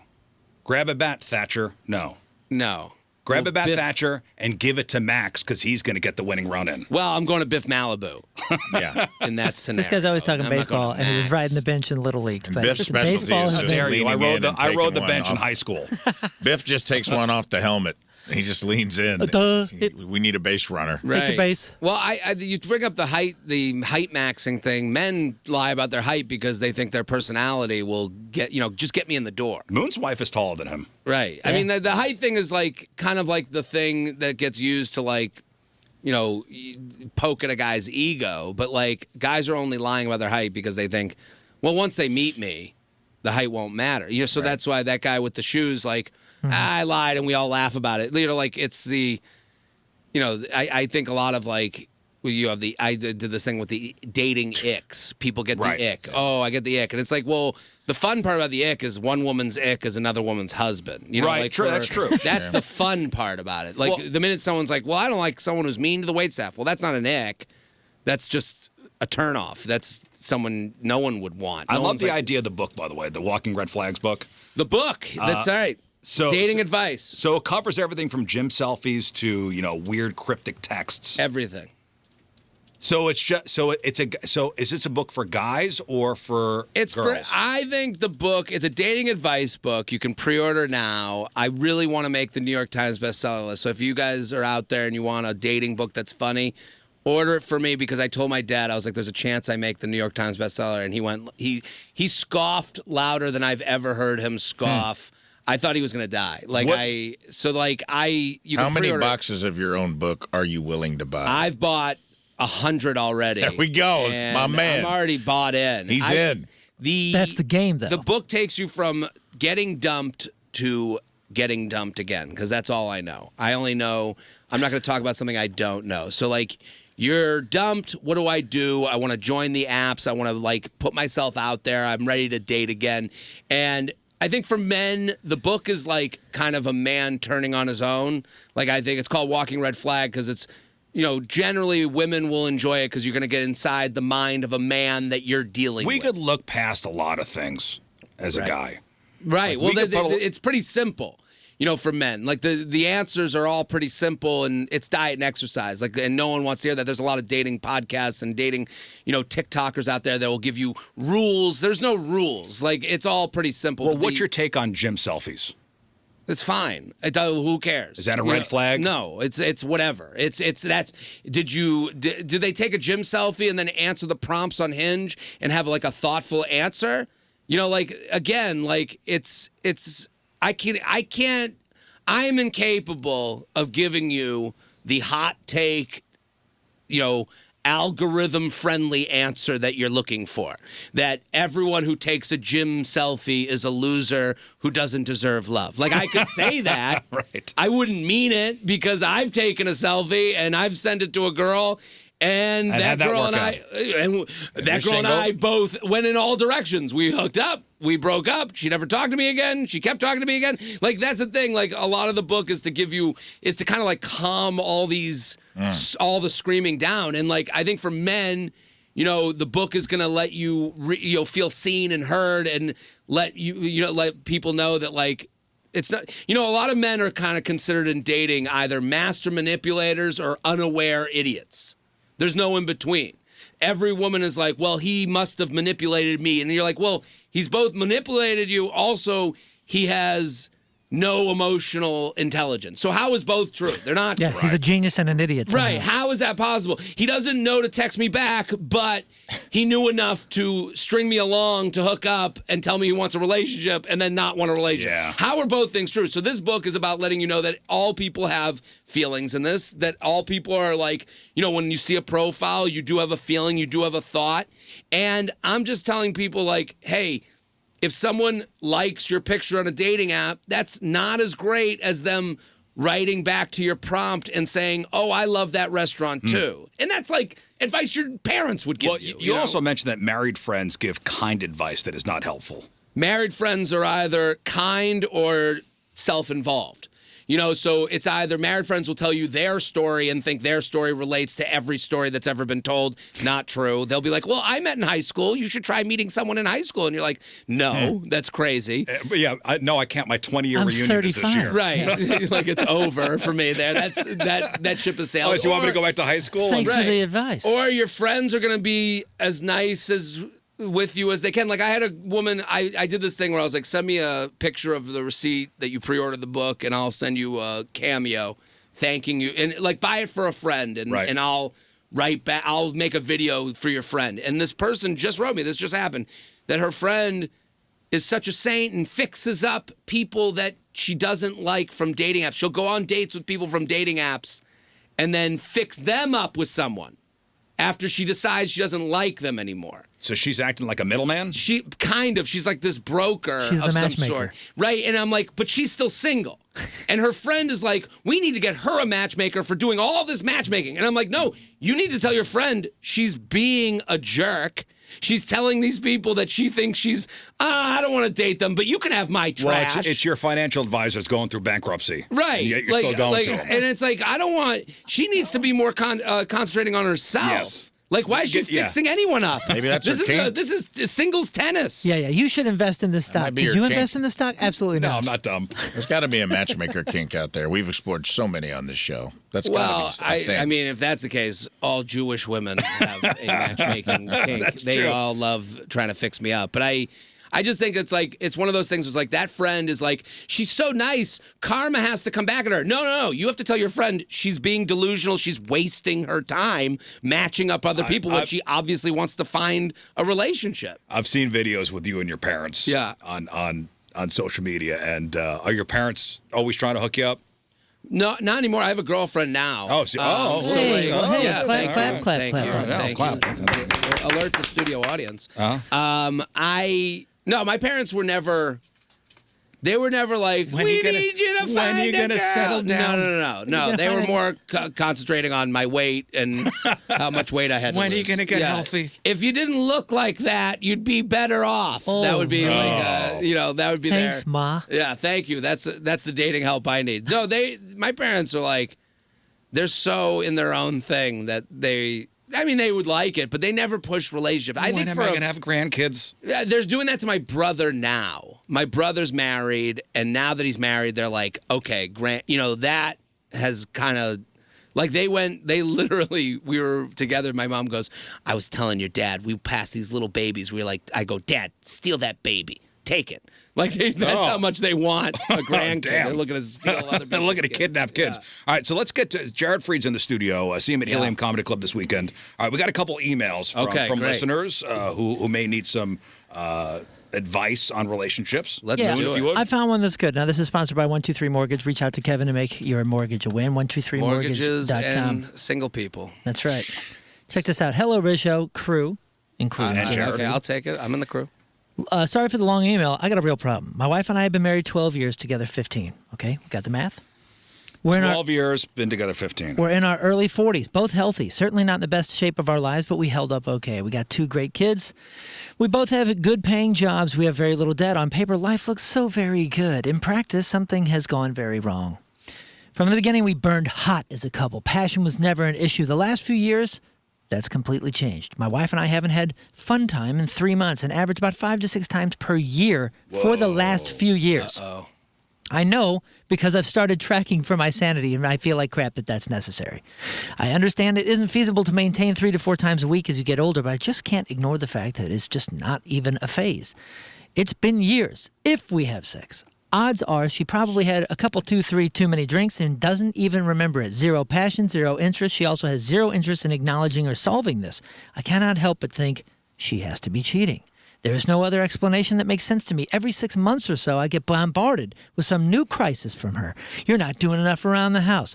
She'll be pissed for a week or so and then go back to normal. Meanwhile, I've had this numbness for the better part of a decade, and I can't get any acknowledgement. This is the saddest I know, email it's I've horrible. ever For the heard. record. This numbness? For the record, there's always more This guy that needs a therapist. that He's I writing could do. into the Yeah. Rizz and crew. But we get these emails constantly. I'm by the sure. way. We are St. Louis's therapy. But this is the interesting part is like people feel comfortable writing in here because it's like, okay, Talk to your wife. well, yeah, that's answer That's one. right. Talk to your wife. Right. Without. I got an idea for the last time I talked to her about it, she told me, you knew who I was when you married me. Oh, no. To which I responded, yes, I did, and this is not her. Loving this woman has never been the problem. I absolutely love her, but I need this in my life and in my relationship. How long can this go? My children had begun taking notice. My son asked the other day if I was happy anymore. Oh, my my God. son, this guy, God. which infected Which the wrecked family. me. When I asked him why he asked, he just said, my face doesn't look happy anymore. Do you have any ideas as to how to deal with this issue? I'm so sorry. If I'm this dad, I'm like, okay, we're going back to being on our screens during dinner. Oh, my God. You're looking at me too much. You're seeing my sad face too Everything much. sounds fine to me. Yeah, it's good to go. I'd say stay the course, brother. Things Yeah. are going well. You're debt free and got a good job. I mean, Oh, man. he's- I don't think, I will say this. I don't think she's cheating. I don't think it's necessarily I don't an think so apples to either. apples thing, but she lost interest for sure. And I think Yeah. that happens in marriages. It happens in long-term relationships. Women go through how upset. They know, sound like they're in their 40s. Someone in the He said chat early 40s. just says, respect your wife's perimenopause. Use your brain, dude. Stop being so damn dramatic. I don't know. That's not really fair to say. who said that? Someone in the chat. That's like the worst advice I've ever heard. I think it's okay to have. Someone said stop it's being okay dramatic? to have your. Yeah. That's crazy. That's what happens. That's what happens when men show vulnerability. Like, just be vulnerable, and I'll mock you immediately. I Stop being need dramatic. something. Oh, yeah, you baby. Is the chat room called? We're gonna force this guy to run Stop into being a traffic? little What bitch is and that? grab her by her hair and drag her upstairs. Yeah, maybe she doesn't the want to. Maybe worst. she doesn't want to bone you because you're such a bitch. Right. Tell me your feelings, Oh. you bitch, Stop baby. being a little puss. Oh my God, the chat. Sounds like your son thinks you're a bitch too. The son knowing about it is crazy. Dad, I just imagine. Face doesn't look happy. What kind of role model are you? Yeah, there's like a son right in the middle of like a Ninja Turtle fight, and he's like, Dad, have you and Mom thought about couples therapy? You know, like this kid's like smoking a cigarette, and gives his dad like a drag off an American Spirit, and he's like, Dad, why don't you hit this real quick, man? Listen, you know I love you. You and Linda are good, you know, you've been good mom and dad to me. He's calling his parents by their first names. Yeah, that's Mom to you, but okay, Mark. Linda. I suggest. Mark, let's chat. You and Linda are going through a rough patch. I can tell. Like, okay, call me Dad, first of all. Crazy. I suggest proposing man a threesome. To man. Yeah. I suggest threesome. proposing bringing another woman into the. Are you the guy from the chat? What is, Yeah, maybe. Bring another woman into this. I mean, Rizz, when's the last time you and your wife made love? Is this relatable to you at all? No, it's not relatable. Not relatable. No. Moon? He's a twice a day. Twice a day. Me was yesterday. Good for you guys. I don't know. What do you think he should do? For real? You think? This sounds like it's a woman maybe going through a thing in her 40s. Well, this is been years. Your first problem is concentrating on her. This isn't. He's got to be so honest and vulnerable that it smokes her out. Like, I don't know. He's wondering if she's cheating. You're wondering if she's going through the change. Like, all that stuff is not his problem. I am feeling unfulfilled in this relationship. Start there. And then I think he makes my advice is you have a date night with your wife. I think that's what they need to do. They need to go out. Go out, and you need to like have a dinner, a nice dinner, and keep it light. Maybe have a protein bar before. That's right. You don't want to like pig out at the dinner that you get so full that you can't go home. Pop a Blue Rhino, and you know what? Yeah. Have Blue a good time. He said he did that. Bar will get you. What's a Blue Rhino? Is that I don't know. Just made it up. The sex I think pill? you get it at the gas station. Okay. Yeah, isn't that the propane that's in my barbecue? I Maybe. think that is. I think it's something they sell at the Okay, gas you're gonna- station. Blue, Yeah. It is the propane for Yeah, your grill. I Yeah, think- don't put your mouth on that Rizz- Up spigot. some Rizz just- propane and really blast her out bulldozer one You night. fool. It's better than what I was going to suggest was go into the garage and start the car up. No, the door closed, but go to dinner. You do the 3-card dinner. Okay, you get an appetizer, you get a main, and you get a dessert. With the appetizer, you both take 3 cards. You write on the 3 cards. The first one, what you really love about her. The second one, something you've been upset about lately. The third one, something sexy you want to do in the bedroom. Okay? And this is an honest move because you're married. You are looking to have a talk and be vulnerable with your wife. Any person would want that with their partner. If you can't do the 3-card dinner, then, hey, what's going on? We're doing this all Built a during the case. appetizers? No, appetizers, what you love, you exchange the cards. You say what you love about her. Main course? Main course, you do what you've been having issues with, your problem. Then See, dessert. then what if she stabs him with a steak bone? I mean, after if that? that's what happens, now you found out. Now you got your answers. But this will smoke out answers. I think honesty produces weirdness or honesty. Like she's either going to be weird, and then you go, hey, listen, I'm trying here. I'm doing this weird card game I learned on the Rizz show. Yeah. You know, like what else could I do here? And then she'll probably have to be honest with you. You got to give up. You know, I think saying to her, and then you get to the 3rd card, and it's like, here's something I'd like tonight for us to do sexually. And now you've gotten a little bit on the table. It's a little bit of a hug with a whisper. All right, here's my first card. This that can go horribly let's hear wrong. it. Here's my appetizer card for Well, Rizz. And we're Tell getting Rizz a how lot much you of love him. people in the chat screaming, talk to your wife. This I love is you wrong. like a brother. He says in the email he's talked to her about it. And that she has no said, interest you in knew changing this when anything. You married me. Yeah, but she the has way no he's interest. talking to her about Right, it. we're getting one side of the story. My point is, like, is he talking about her in a healthy way? I don't know, but I'm assuming you take one side of this. He says he's talked to her about it. We don't know what his behavior is. Most likely he needs to take some accountability for something he's doing or not doing in the relationship. We all know that when we're listening to this email. We're getting one side of the story, but everyone is screaming like, you shouldn't be talking to your kids about it. It sounds like his kid brought it up to him. It doesn't sound like he went to his son and was like, kid, hey, put down the wiffle ball bat. No, he's Dad's got a Yeah, problem. we have quite a few women checking in. He's walking yeah. around in a full pajama suit with the hat Sad. that has the pom-pom on it, crying with a candle lit. Like the son is like, "What's wrong with you, Dad?" A lot of women are like, "Hey, listen, maybe she's got too much on her plate. Stress is really, affecting her." Well, I think you get those answers from talking about yourself. Mm-hmm. I feel unfulfilled is not what's wrong with you. What's wrong with you is the wrong route. That's kind of what it seems what's like wrong with us? What's wrong with us? Here's what's wrong with me. If he starts in me world, hey, I feel I'm this, I'm having these problems, then she can say, I have a lot on my plate. I've been waking up early. I don't feel helped in the house. You can tell all those things. Sure. He's got to take accountability for how he feels. It's not going to work because I think when he says I've talked to her, what's wrong with you is not talking to her.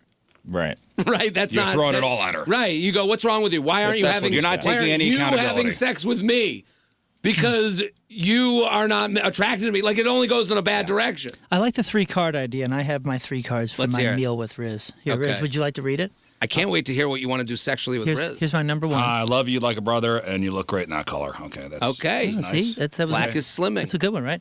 Yes. Here's my number 2. This is the gripes. This is my. You don't seem to appreciate me. This is my communication. You don't seem to appreciate me. Yep, and then here's dessert. It's sex swing time. Over your trampoline. You got a trampoline and a swing? And a sex swing. Yeah. Guy's got a. He's got a. Now he wrote me a note. Disney World in the backyard. I have fun at the house. He wrote me a God, note. why are you even going out to dinner looking at guys alone? Simultaneously, by the way, he wrote me a note, but he went straight to dessert, and it just says, "I want to use our sex swing." There we go. We're on the same page. Listen, I put the eye hooks in the ceiling. So it worked. Our relationship is repaired. You guys are going for a swing.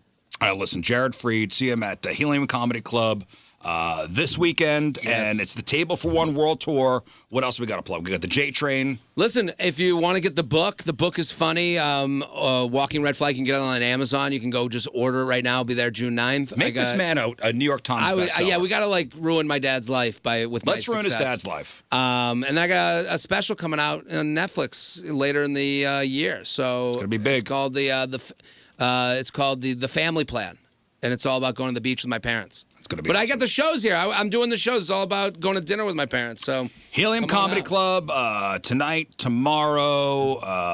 Jared, you helped out, dude. I hope we helped that guy. I want him to write back in. Well, you helped me and Rizz. And you helped. Well, I'm happy. I made this studio a little bit. Yeah, happier. you did. It's a little brighter. Yeah, we're all going to get on the swing after this. Well, let's get to the swing I now. hope it's got no weight restraints. As I said, I put it. I got the eye hooks, the whole thing. Yeah. Listen, we got to take one final break. We'll come back, wrap her up.